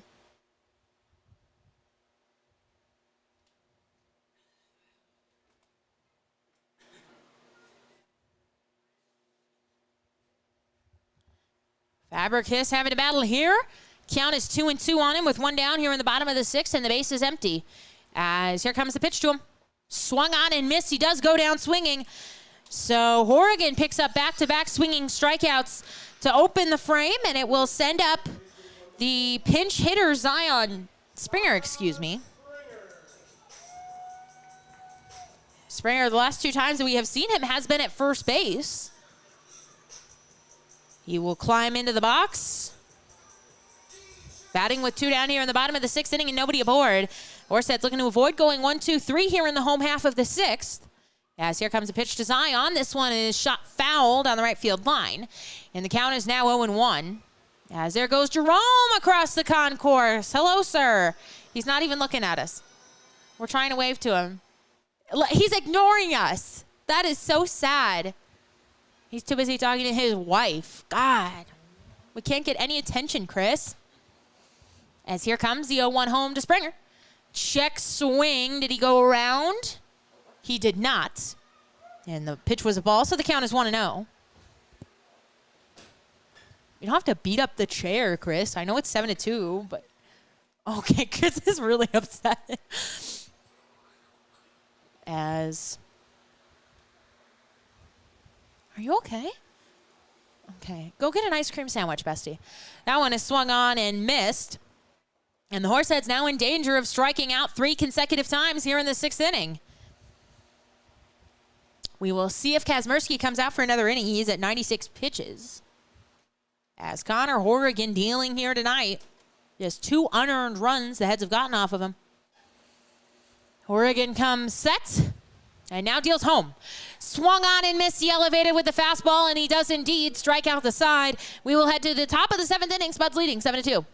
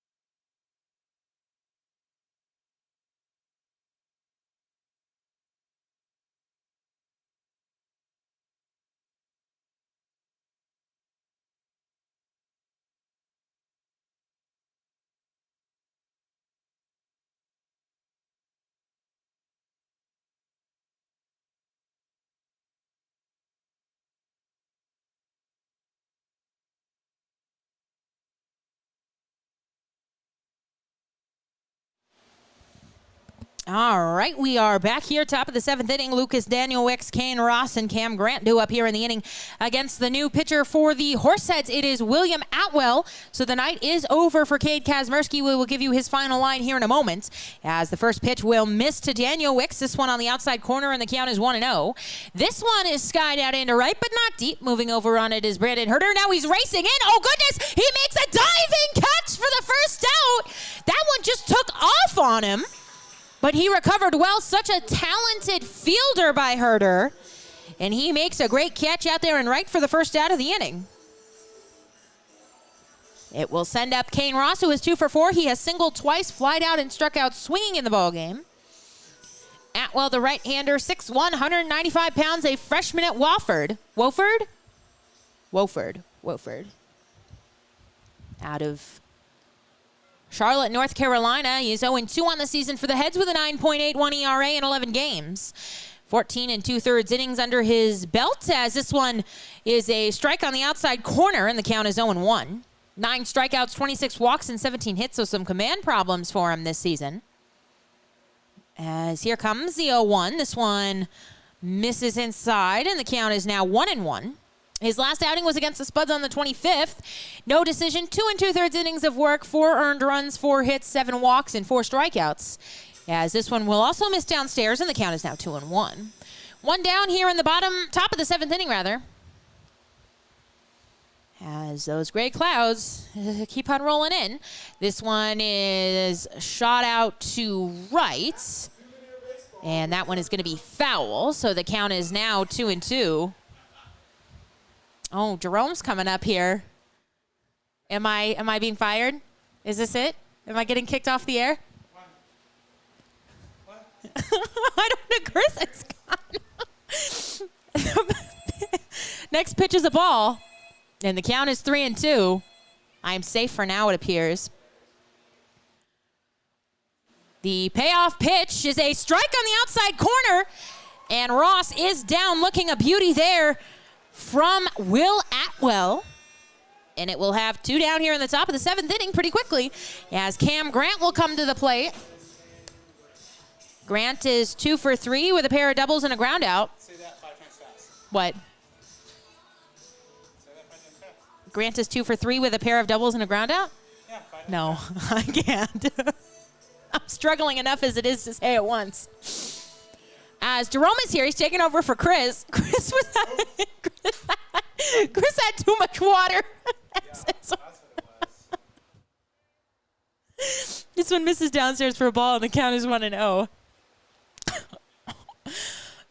There he is down on the concourse, just wandering around. He's down here. Yeah. The 1-0 is on its way. This one misses in the opposite batter's box, and the count is now 2-0. 2 down here in the top of the 7th inning. The Spuds leading 7-2. He got roasted earlier. Ale was up here, and we were talking about how frequently he's down in the concession stand during games.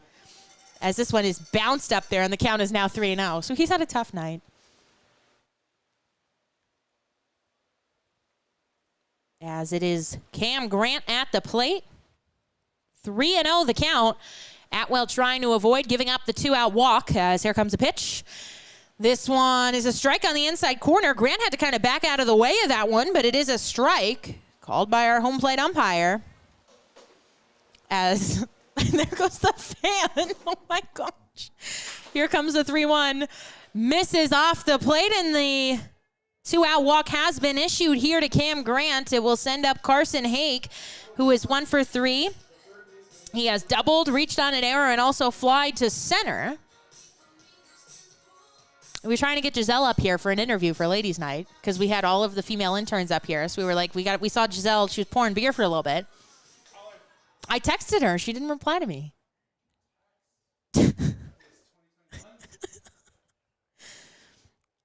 As Carson Hake will step into the box now.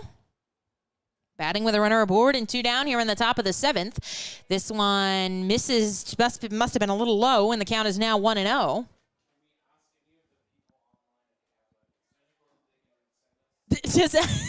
Does anyone have an extension cord that they can run us? Jerome would really like to know.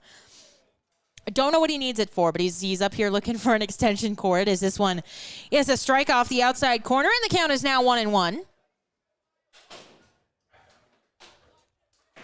He found one. As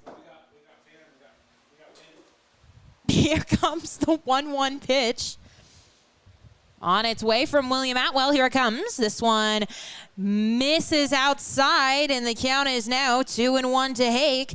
Atwell has thrown 16 pitches. Only 6 of them have found the strike zone. 10 balls. 10 balls. 16? Yeah. What's that average? I don't know. You want more strikes than balls. That's all I know.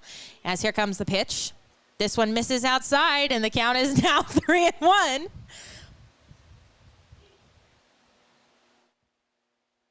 It's now 17 pitches and 11 balls because that one missed. How many balls? 11. I hate you.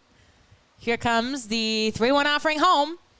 Misses upstairs, and there's another one. And back-to-back walks have been issued here in the top of the 7th inning with 2 down. And it will send up Cody Vaith, who is 1 for 3 with a ground out, a single, and a strikeout swinging. 7-2 the Spuds lead, and they're threatening here once again, mounting another 2-out rally. And got 1 in the 2nd, 5 in the 3rd, 1 in the 6th. And the Horseheads have managed just 2 runs all night. Those were unearned in the 5th. As Cody Vaith will dig in here, doing the catching tonight for the Spuds.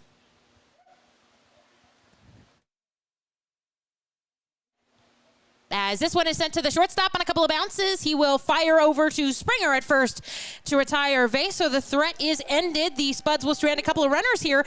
It's stretch time at Mike Lansing. We head to the home half of the 7th, Spuds leading 7-2.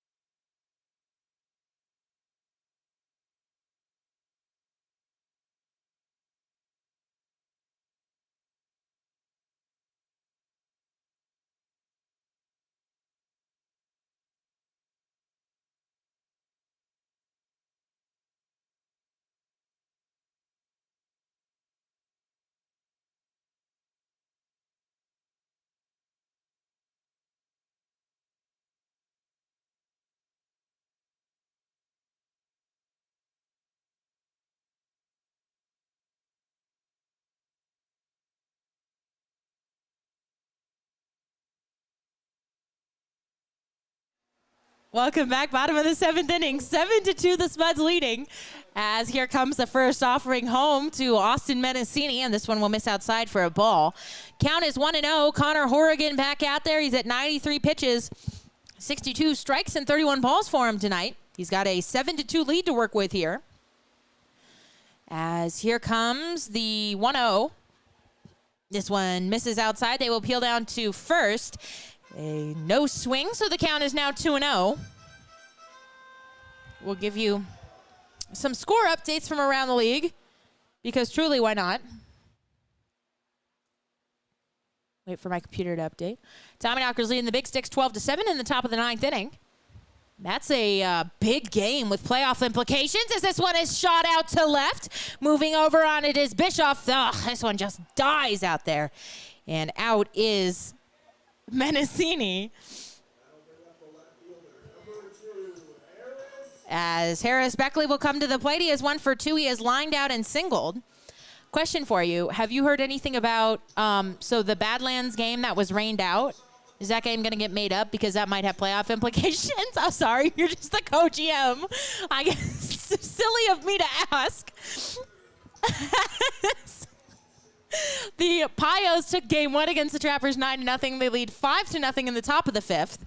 As this one misses upstairs, and the count is 1-0 to Beckley. One down here in the bottom of the 7th inning. The Spuds leading 7-2. As here comes the 1-0 offering home. Swung on and missed. Count is 1-1. The Sasquatch leading the Sunfish 11-8 in the top of the 5th. The Moo have moved ahead of the Sodbusters 6-3 in the top of the 6th. The Saber Dogs have defeated the Whiskey Jacks in game 1 of their doubleheader 2-1. They are, it says they should have started an hour ago, so I don't know if that's just a mistake and they are not playing 2 or if somebody's not updating it, but this one is shot foul and the count is now 1-2. Nobody aboard here for Harris Beckley in the bottom of the 7th inning. One down, and he will have to battle. The count is 1-2. As here comes the pitch from Horrigan. Swung on and sent to the left side, but the shortstop Denny is there. He gobbles it up and fires across the diamond to retire Beckley. 2 down here quickly for the Horseheads, as it will send up Kyler Halverson, who is 0 for 2 with a ground out and a fly out so far in the ball game. They will, it looks like whoever was warming in the Spuds bullpen is ready. I was going to say Horrigan is at 99 pitches, although Fremont let their pitcher go 146 pitches in that no-hitter he threw. Insane. And then that guy who threw the no-hitter was at a Mariners game, and he punched a fan, and he knocked him out. So an eventful couple of days for that young man, as this one is a strike on the outside corner off-speed pitch from Horrigan that lands in there for his 100th pitch of the evening. As Halverson looking to get aboard here in a 5-run game.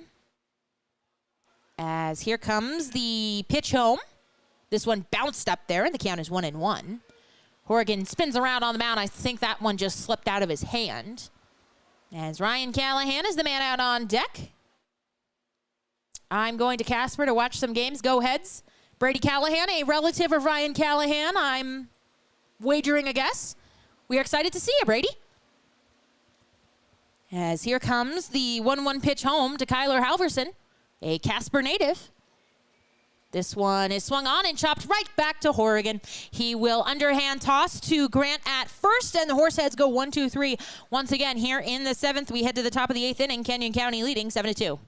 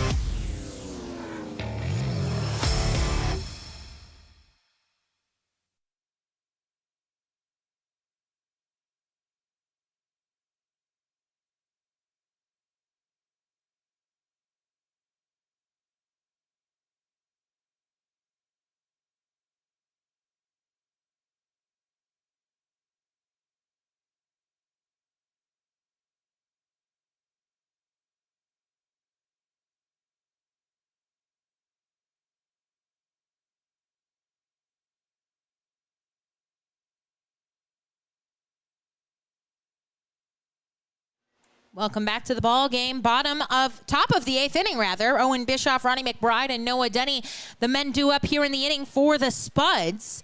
Bischoff, the first to the plate. He is 0 for 3 with a fly out, a strikeout, looking, and a ground out so far in the ball game.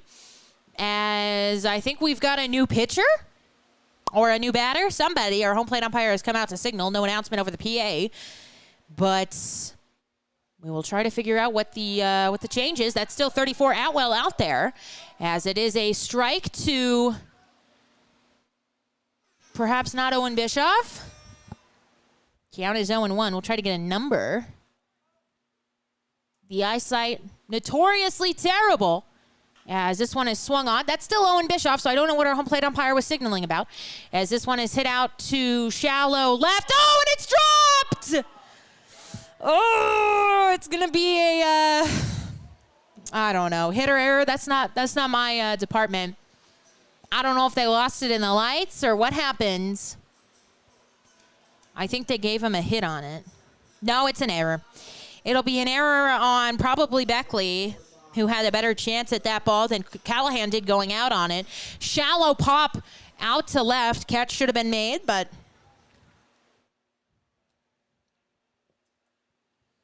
and so there will be a runner in scoring position, as he will take third. No throw down on the stolen base by Owen Bischoff, as Ronnie McBride will look at ball one.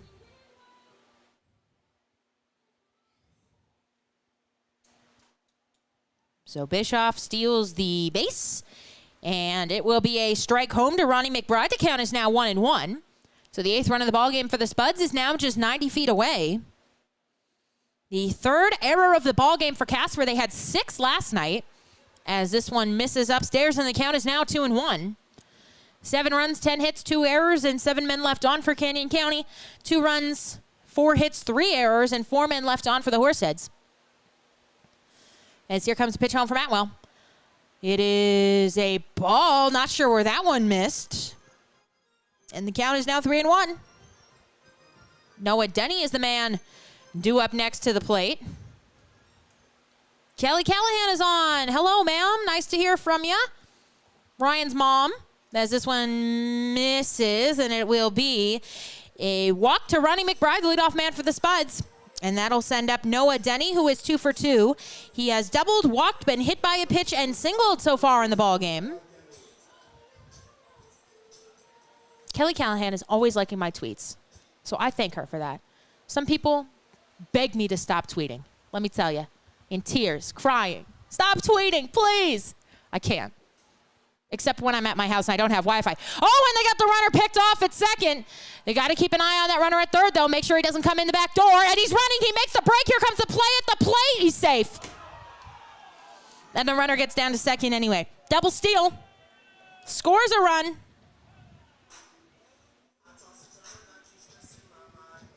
And it is 8-2 now. The Spuds lead. They had McBride leaning.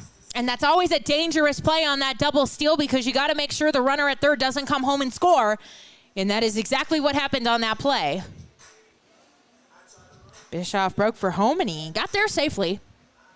As Noah Denny comes to the plate 2 for 2 with a, I already told you what he's done tonight. Here comes a pitch. Misses inside, and the count is 1-0. So this now an 8-2 ball game here. Horseheads will have to rally to avoid dropping 8 out of 9 and 4 out of 5 here at home to the Spuds. As here comes the pitch home from Atwell. He steps off trying to get that runner McBride. McBride has been pesky when he's been on base all night. He's been dancing around out on the base pads, giving Horseheads pitching all kinds of problems, and that proves to be true here. He's out there moving around still. As another bluff throw. He does. Do we wash on getaway day? No? That's their responsibility. We'll have to worry about it. As here comes a pitch from Atwell home. It is a strike at the bottom of the zone. Inside pitch, and the count is 1-1.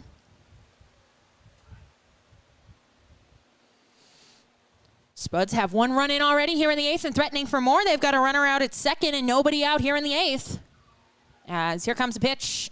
Misses in the opposite batter's box, and the count will move to 2-1. 8-2, the Spuds leading here. And the heart of the order coming up for him. As here comes the pitch home. Will not be made. Another bluff throw to second. Worried about McBride is Atwell. There is action down in the Spuds bullpen as we anticipated, with Horrigan being at 102 pitches, so his night is done. It was excellent, and he is in line for the victory tonight. Should the Horseheads fail to rally. McBride taking off for third. Throw goes down. It is nowhere near in time. And McBride is another stolen base. They are running wild here in the 8th inning, as the pitch was a strike, however, so good news there. And the count moves to 2-2. 8-2, the Spuds leading here on the top of the 8th inning. As Atwell comes set, now deals home. This one misses in the opposite batter's box, and that looked like trouble, but a nice stop by Fabricus to keep that from going to the backstop and making this a 9-2 game. It will be a payoff pitch to Noah Denny, the man at the plate, top of the 8th inning, 8-2. Denny will step out. He calls time. Now jumps back into the batter's box. As here comes the payoff pitch. Swung on and fouled back to us, so the count will hold right where it is at 3-2. Top of the 8th inning, nobody out and a runner aboard.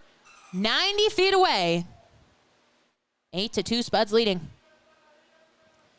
As Atwell takes a deep breath, and the payoff pitch is swung on and missed. Down goes Denny on the strikeout for out number 1. Crowd loves it.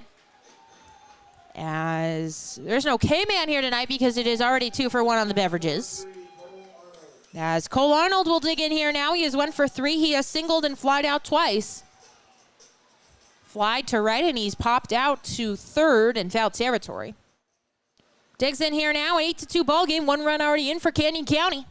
Atwell hoping to keep it right where it is, as this one will catch the top of the zone, and the count is now 0-1 to Cole Arnold. Just about 9 o'clock here in Casper. Hope you can join us tomorrow night as we open the series against the Sioux Falls Sunfish here at home. As here comes the 0-1. Swung on and hit up the middle. This will get the run home. It's off of the chest of Vega. He recovers, and it is in time to get the runner Arnold. So he is out, but it's an RBI ground out. It will send McBride home. And the Spuds have gotten 2 more here in the 8th inning. 9-2 they lead here as Lucas Daniel Wicks will come to the plate. Daniel Wicks has flied out, reached on a fielder's choice, grounded out, and lined out. See you tomorrow, headed to Casper. Excellent, Kelly. Great news. The Callahans will be here for the series tomorrow. Wonderful news. As the pitch is a strike down the heart of the plate, and the count is 0-1. Daniel Wicks batting here with the bases now empty. 2 runs in already for the Spuds. This one is swung on and missed. He's out in front of an off-speed pitch. And the count is now 0-2, so Atwell looking to set down Daniel Wicks here with the strikeout. He's 1 strike away from doing so. Here comes the 0-2. Little bit too high, and the count will move to 1-2. 9 runs for the Spuds. As here comes the 1-2. Swung on and missed. He does indeed strike out Daniel Wicks to end the inning. However, damage done. Canyon County gets 2 more here in the 8th. We head to the home half of the frame. Spuds leading 9-2.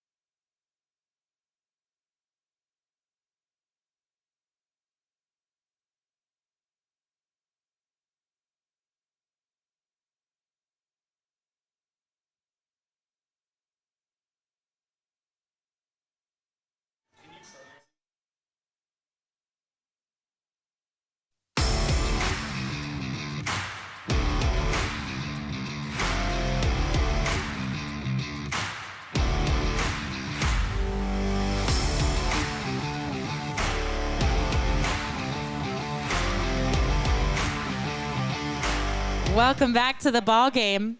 Count is 1-0 here to Ryan Callahan, who is 1 for 2 in the ball game with a ground out, a single, and a walk so far in the ball game. Looking to get aboard in a 9-2 game here, as this one is swung on and missed, and Keanu leaving up on Callahan 1-1. New pitcher. They didn't announce him, but it is a new pitcher. We will find out who it is for you. Still says Connor Horrigan. It might be. He's got a funky delivery, 2-1 the count, at 104 pitches. Yeah. It's a technical term. It's kind of like because it's kind of a little sideways, and then he's got the leg at the end, as it's a strike home, 2-2. Michelle called a pitch funky last night too, so it's a technical term here on the Horseheads broadcast. As here comes the 107th pitch of the night from Connor Horrigan, and he does a little jump thing, especially when he misses. We are very innovative.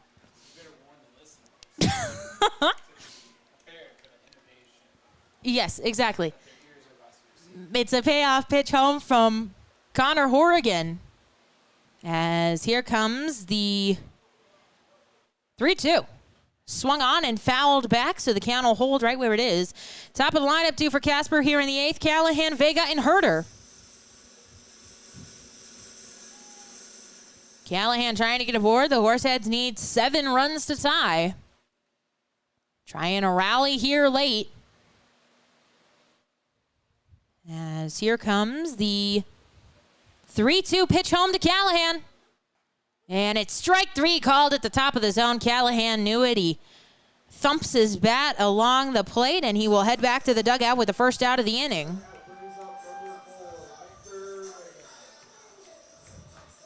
I want to know how long they're going to leave him out there for. 109 pitches. It will send up Victor Vega, 2 for 3 with a ground out, a double, and a single so far in the game. There is action down in the Spuds bullpen, but Horrigan just vibing out there, as this one is a ball at the top of the zone. Count is 1-0. Nope, it's Horrigan. Yep, it's that delivery, I'm telling you. As here comes the 1-0 offering home to Vega. It's on its way. This one is shot fouled on the left field line. The count is 1-0. What? 1-1. Did you say 5-0? 5-0 on the count? Okay, Michelle. It's a 5-0 count. Our Michelle, yeah. Poor Michelle. As here comes the 1-1 home to Victor Vega. This one bounced up there. Count is 2-1. Yes. McCown is 2-1 now to Vega. 1 down here in the bottom of the 8th inning. As here comes the 2-1 offering home to from Horrigan. It's on its way. Swung on and chopped foul down the right side once again, and the count is 2-2. Oh, we have a pinch hitter that has come out on deck. I believe that is Ray Kimura. So Brandon Herder done in the ball game. Wonder where he will go in defensively, because we have only seen him on the infield. And Herder was in this game in right. Huh? He did yesterday. Thank you. See. Here comes the 2-2. This one is swung on and hit out to right. This ball is going to get down, and it will be a base hit. The right fielder for the Spuds was playing so shallow, I thought he might try and throw it in and try and get Vega at first. Jose Bautista for the Blue Jays used to do that a lot. He was crazy. He doesn't play anymore, but I thought he charged that ball, and he looked like he was going to try and throw in, but he did not. And so it will be a base hit for Victor Vega. And it will send up Ray Kimura, the pinch hitter here.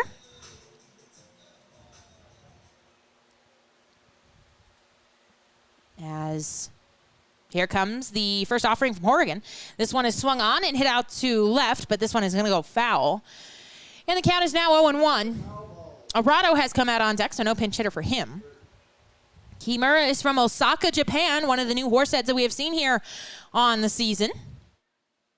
As here comes the, what? He's from there. He goes to the College of Idaho, as this one is shot foul down the left field line. Count will move to 0-2. The Tommyknockers had a pitcher who was from Japan, too. I forget his name. But, yeah, so this is the second Japanese-born player that we're seeing this season. So pretty cool. Yeah, so the College of Idaho, they play at Wolf Field, which is also where the Spuds play. So a fun fact. As here comes the 0-2 pitch home to Kimura. It's on its way. This one misses outside, and the count is 1-2. I wouldn't say way outside. It's, you know, it was on the corner. There was a pitch last night that, like, bounced up there, and Michelle goes, oh, almost. Queen Michelle.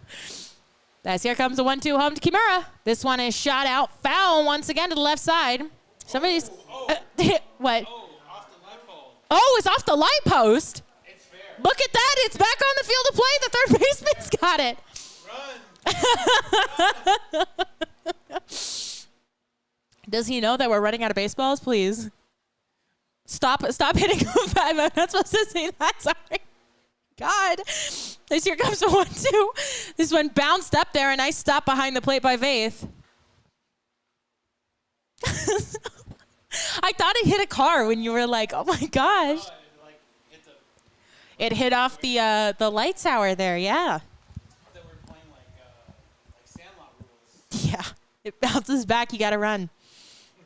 As here comes the 2-2 home. This one misses up and outside. And it will be a full count offering home to Ray Kimura. He has battled back. He was down in the count 0-2, and now it'll be a payoff pitch. As I don't know if Kimura has a base hit, has a hit yet with the Horseheads. This could be the first one here for him. It would indeed. As here comes a pitch, swung on and missed, tied him up on an inside pitch. And he is down swinging, so it will send up Eric Arado now with 2 down here in the bottom of the 8th inning. Nasty pitch there, and I believe that'll finally be the night for Connor Horrigan. 121 pitches by my count. That could be off, if you know, it's not going to be off by a lot, but that could be off by a couple. Oh, Point Streak's got him at 123 pitches. Well, the college coaches set the pitch limit. So Horrigan's might have been 120. I don't know. As he is done in this ball game. What a night for Connor Horrigan. 7 2/3 innings. He gave up 2 runs. They were unearned. He allowed just 5 hits. The night is not over for him, however, because Vega is his responsibility. But we will have a pitching change here in the inning. Bottom of the 8th inning, 2 down. Spuds leading 9-2.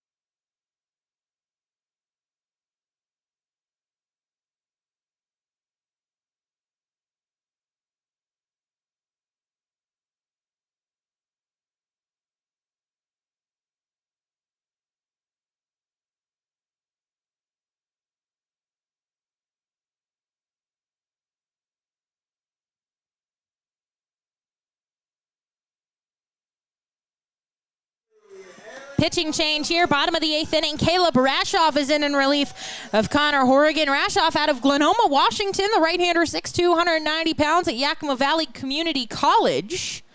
So a teammate of Hank Dunn, Quinn McGuire, and Caleb Kazmersky. No, Cade Kazmersky, who started this game. As here comes the first offering home to Eric Arado. He is first pitch swinging, and he sends it right into the glove of the shortstop, Denny, on the soft liner. So 1 pitch, 1 out. Caleb Rashoff comes on in relief. He gets the job done. We head to the home half. No, it's the home half of the 8th. We head to the top of the 9th. Spuds leading 9-2.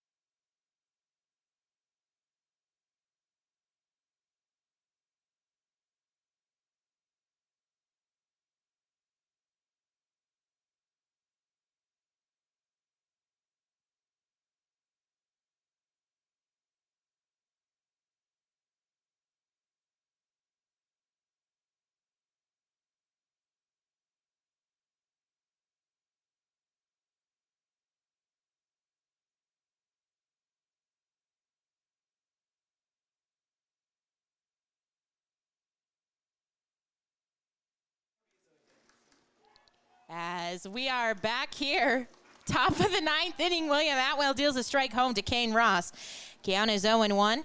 Ross is 2 for 5. He has singled twice, flied out, and struck out twice as he sends this one out to Halverson, who's in on it. Now he's back on it, and he makes the catch for out number 1. As Cam Grant will come to the plate now. The updates on where everybody has moved. Arado is in right. Callahan is at third. Oh, there goes my iPad. Callahan is at third. Vega is at short.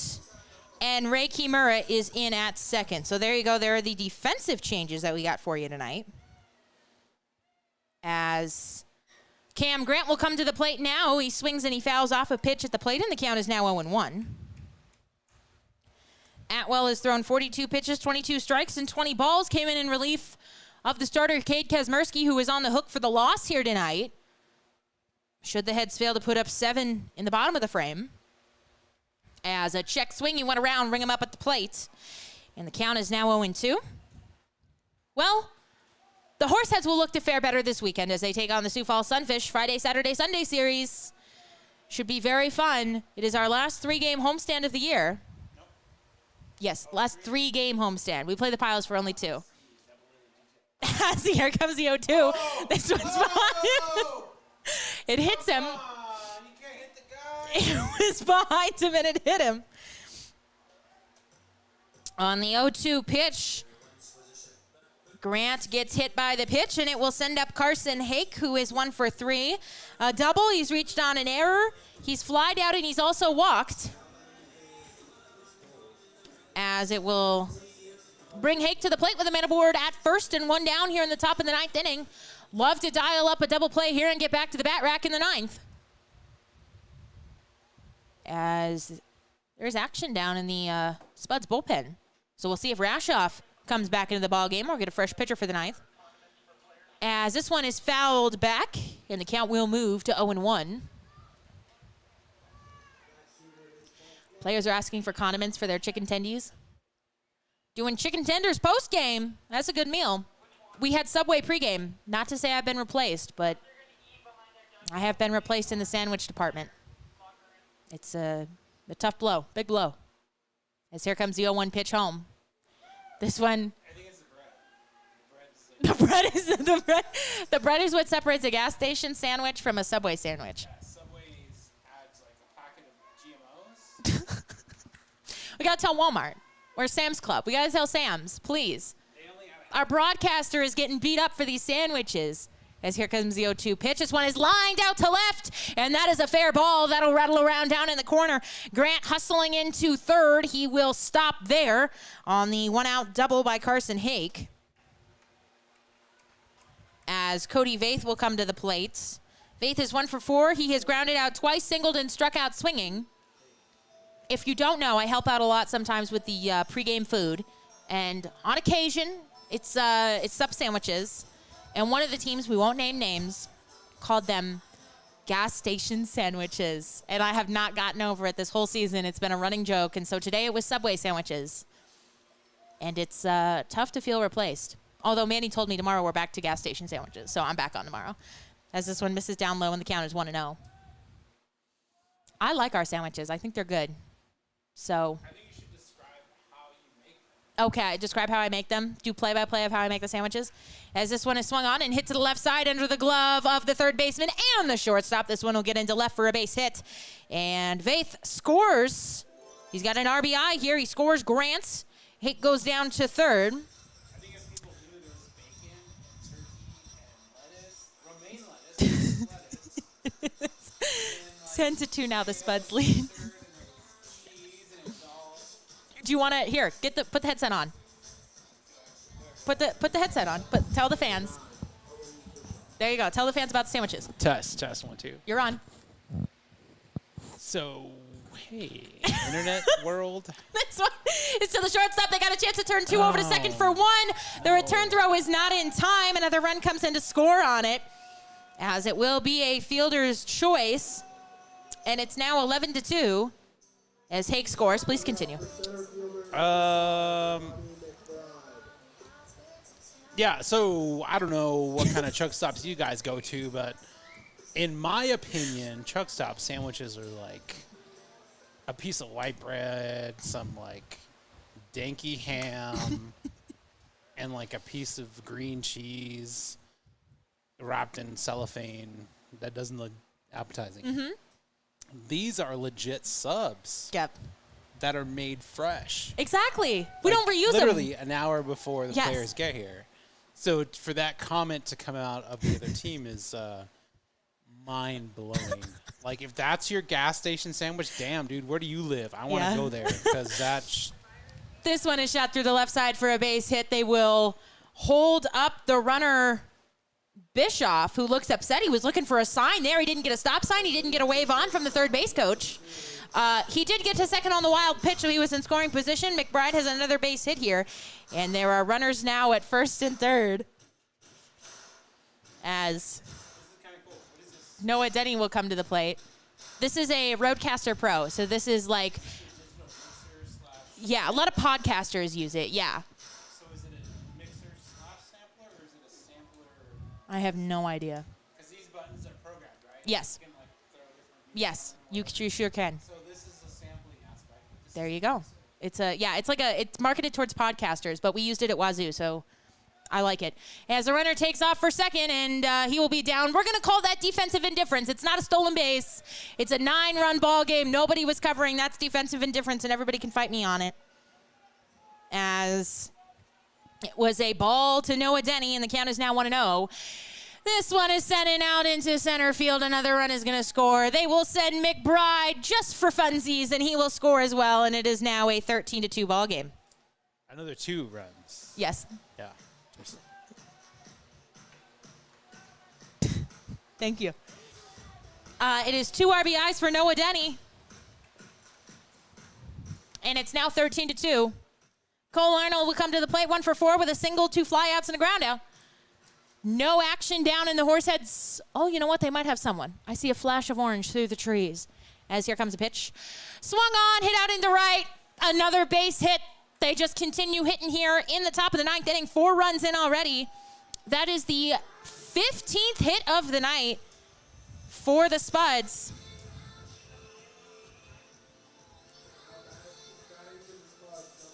And Lucas Danielewicz will come to the plate. 0 for 5. So he is the only Spud who is not having fun tonight. Runners aboard at first and second, 2 down here in the top of the ninth inning. As here comes a pitch. Misses up by his head, and the count is now 1-0.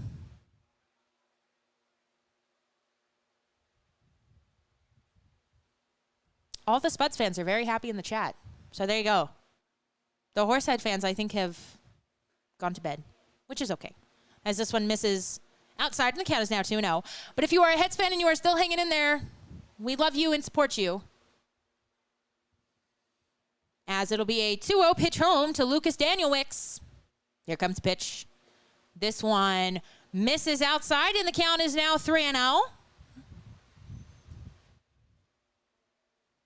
Denny at second. Arnold at first. 4 runs in here in the ninth. A 13-2 ball game here. As here comes the pitch. It is a strike at the top of the zone. And the count moves to 3-1. Kane Ross is the man out on deck. Remember, tomorrow, we got some more baseball for you. Sunfish coming in, 6:35 first pitch. As this one is fouled down the right side, and the count is now 3-2. And the Sunfish will be treated to some delicious sandwiches for the pregame meal. We also slice up, we do watermelon. We get a nice watermelon. We slice it up. I sliced that one up today. I did it really nicely. We got some drinks for the boys, some chips, stuff like that. Runners were in motion, but this is foul once again, and so the count will hold.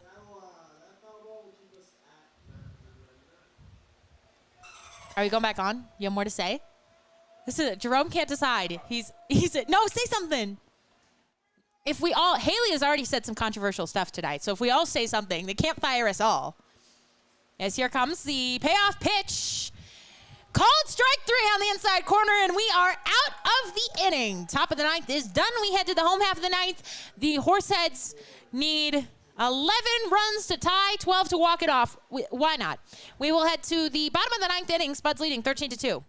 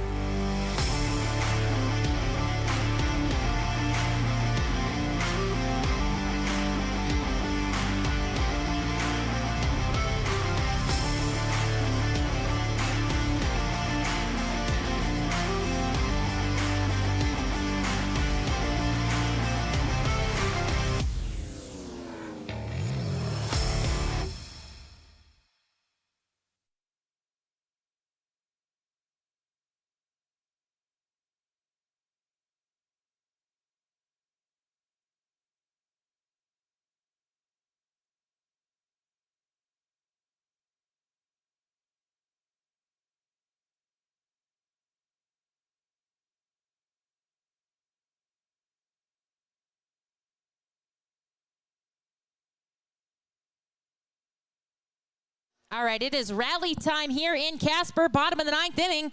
Caleb Rashoff is out to close it out for the Spuds, as Fabricus is the man at the plate, 0 for 3 with a fly out and a pair of strikeouts. 13-2 here in the late goings of things, as here comes the first pitch, and this one is shot out to right, foul. And the count will move to 0-1. Spuds, 1 in the second, 5 in the third, 1 in the sixth, 2 in the eighth, and 4 in the ninth. And the Horseheads just 2 in the fifth, 2 of them unearned against Oregon.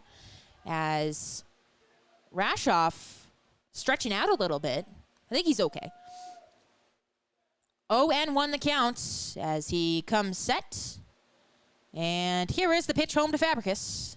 This one misses off the outside edge, and the count is 1-1. Chris did that. He did do that. He made it, and he did the spin. He did that all by himself. As here comes the 1-1 home. This one is a strike on the inside corner, and now the count 1-2 on Fabricus. Fabricus, Springer, and Mendocini are the men due up here in the inning for Casper. As here comes the pitch from Rashoff. Swung on and hit to the second baseman, Arnold, who is there, bobbles, but has time. And he makes the throw for out number 1. That will send up Zion Springer with 1 down here in the bottom of the 9th. Springer is 0 for 1 with a strikeout swinging. 13-2, the Spuds leading things here. 13 runs, 15 hits, 2 errors, and 9 men left on for Canyon County. 2 runs, 5 hits, 3 errors, and 5 men left on for Casper. As Springer will dig in here now. Horseheads need base runners, as here comes a pitch. This one misses inside, and it has Springer flinching out of the way. The count is 1-0. We'll give you some score updates for the last time tonight. As the Tommy Knockers and the Big Sticks are still going. Bottom of the 9th inning, Tommy Knockers leading 14-7. As here comes a pitch to Zion. He sends it down the left field line, but foul. Count will move to 1-1. The Pioneers leading the Trappers 5-0 in the top of the 6th. That the second of a double header. They've already taken the first game 9-0. Oh my! In the bottom of the 5th inning, the Spearfish and the Sasquatch, and the Sunfish 11-11. As looks like our catcher maybe has something in his eye there.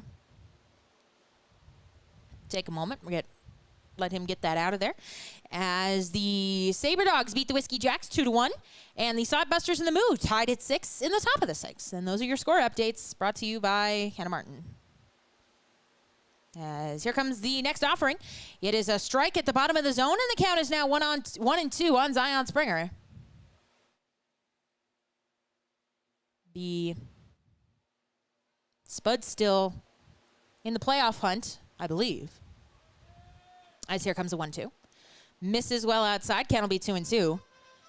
They sit, if things, it's a 13-2 ball game in the 9th inning. If things play out to how we all anticipate them that they will, the Spuds will be 3.5 games back of the Saber Dogs, but Badlands and Mining City sit in front of them at 3 games back, as here comes a pitch.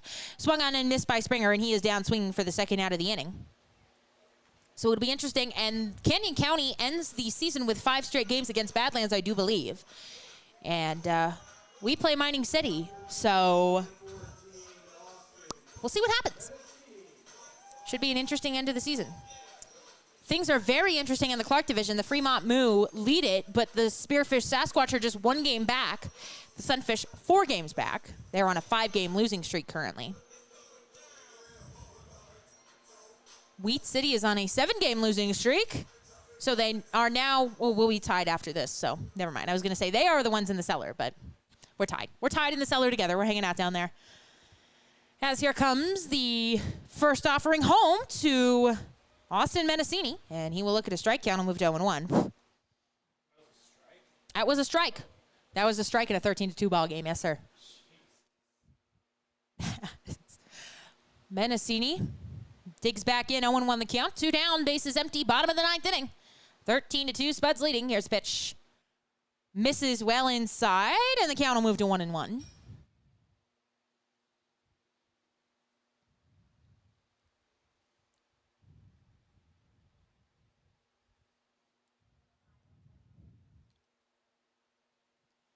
As here comes the 1-1 pitch from Rashoff. Swung on and missed, and the Horseheads are 1 strike away from dropping 4 out of 5 here at home to the Spuds, and 8 out of 9 total on this 9-game, whatever you want to call it, the 9-game series spanning 2 cities, 8 days against the Spuds.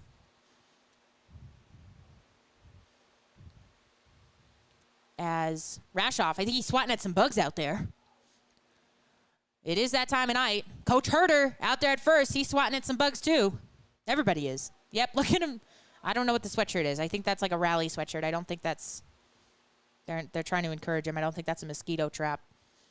As here comes the 1-2 pitch. Swung on and fouled off to the right side. We'll do it again.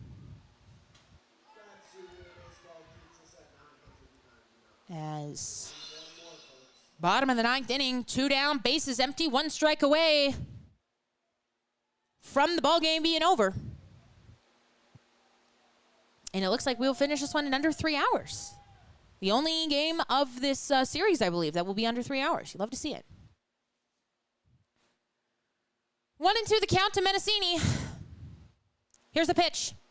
Swung on and fouled back again. Count will hold at 1-2. Rashoff has thrown 15 pitches, 11 strikes, 4 balls. He's been good since coming into the ball game. Spuds pitching, where I think with the exception of last night, has been pretty good this series as well.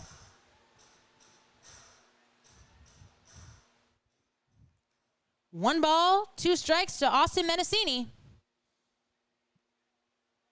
Here is the pitch. Missing outside in the opposite batter's box, and the count will move to 2-2. Austin is 1 for 3 on the night. He has singled, reached on an error, and also flied out. Trying to keep the ball game alive for the Horseheads here with 2 down in the bottom of the 9th inning. Rashoff looking in for the sign. He's got it. Come set. And now the pitch. Missing down low, and the count is run full now. So the game continues here in Casper.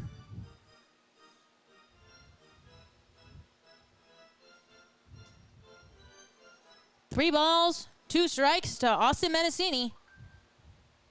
Bottom of the 9th inning, 2 down, bases are empty. It'll be a payoff pitch home to him. As Rashoff comes set, and now here is misses outside, ball 4. And Mendocini will be aboard with a 2-out walk here, so the game continues, and it will send up Harris Beckley.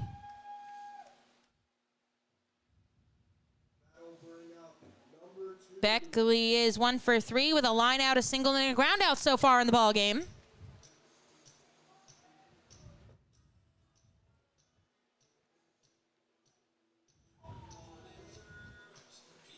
The Spuds after this will be in Gehring, Nebraska, beautiful Gehring, Nebraska, to take on the Western Nebraska Pioneers, who are playoff bound themselves. They won the Clark division in the first half, so they get the automatic bid, as this one is sent to the first baseman, and it is foul. Ooh, it's off of Beckley, and he is down. We'll take a moment to make sure he is okay. He fouled that one off of himself. He's down in the batter's box.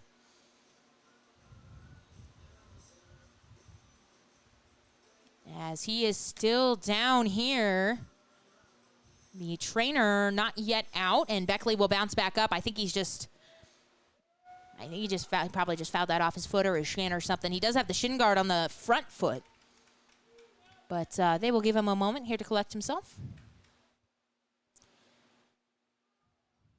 The Pioneers have not been playing so well, so a good chance for the Spuds to gain some ground here as they take on the Pioneers, and then they'll play 5 against the Big Sticks, so you simply never know.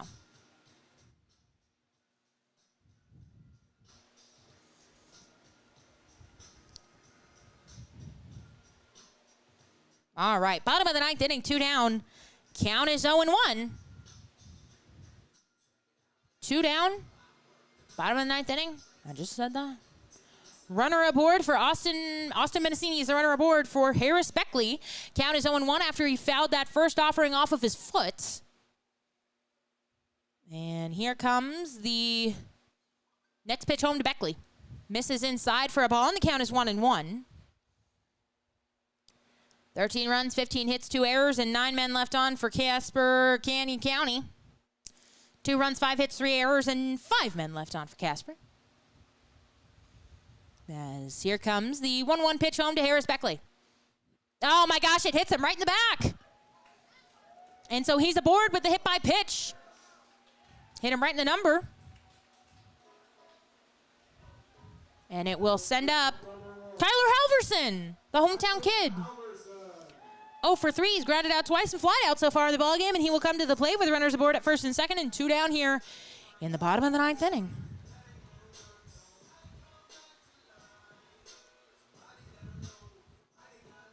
Menacini at second. He walked. Beckley at first. He was hit by the pitch. And now Kyler Halverson digging in here. He will step into the box. Rashoff comes set. Checks the runner back and now deals home. This one misses too tall, and the count is now 1-0.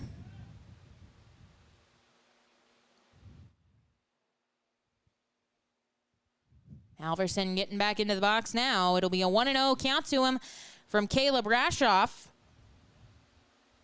As here comes the offering. Swung on and fouled back. Count will even up at 1-1.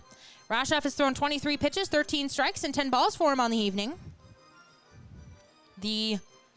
Assuming everything stays where it is right now, when the Spuds get the win, the decisions would go to the starters. Kazmersky would take the loss, and Horrigan would get the victory here tonight.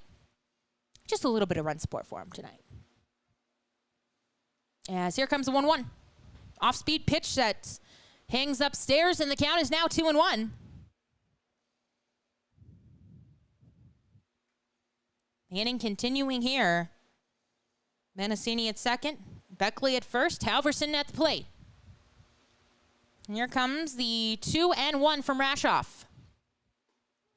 It's a strike on the outside corner, and the Horseheads are once again down to their final strike tonight. As Halverson will have to battle. The count is now 2-2 on him.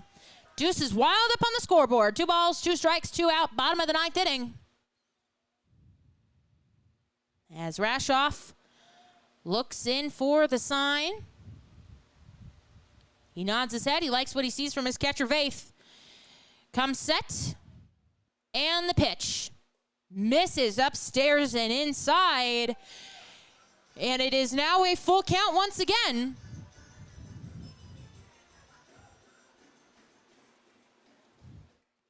Three balls, 2 strikes, 2 down. Runners aboard at first and second for Kyler Halverson, the 9-man for Casper this evening. Rashoff comes set and deals the payoff pitch home. Swung on and missed, and the ball game is over. Kyler Halverson goes swinging at a pitch upstairs, and that will end the ball game. Spuds take this one 13-2. Don't go anywhere. We'll have the post game here in just a moment.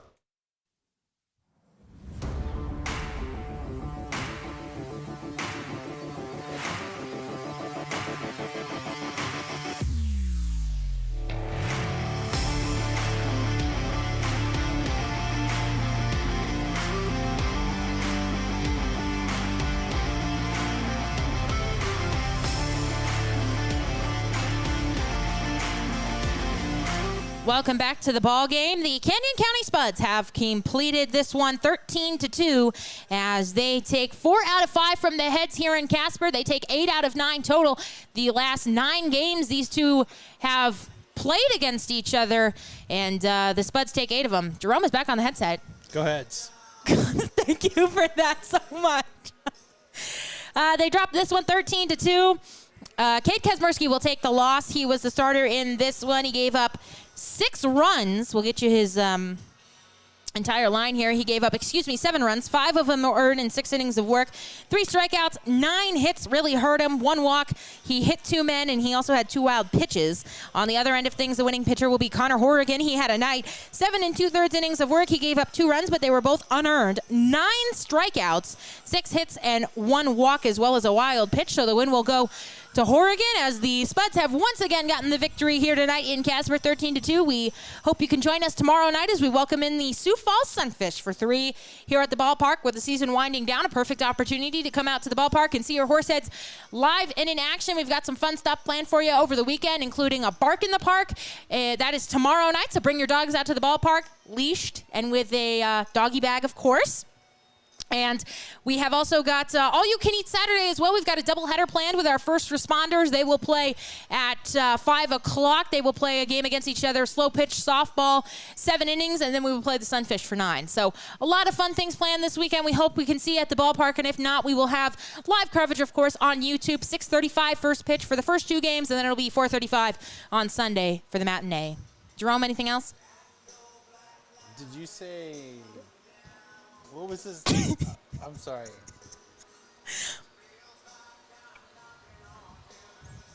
Oregon? Okay, it's Oregon. Good. We're gonna end it right there. 13-2, the Spuds take this one as Hannah Martin and Jerome is also here in the background running things. Signing off. We will see you tomorrow night, 6:35 first pitch. Good night, everybody.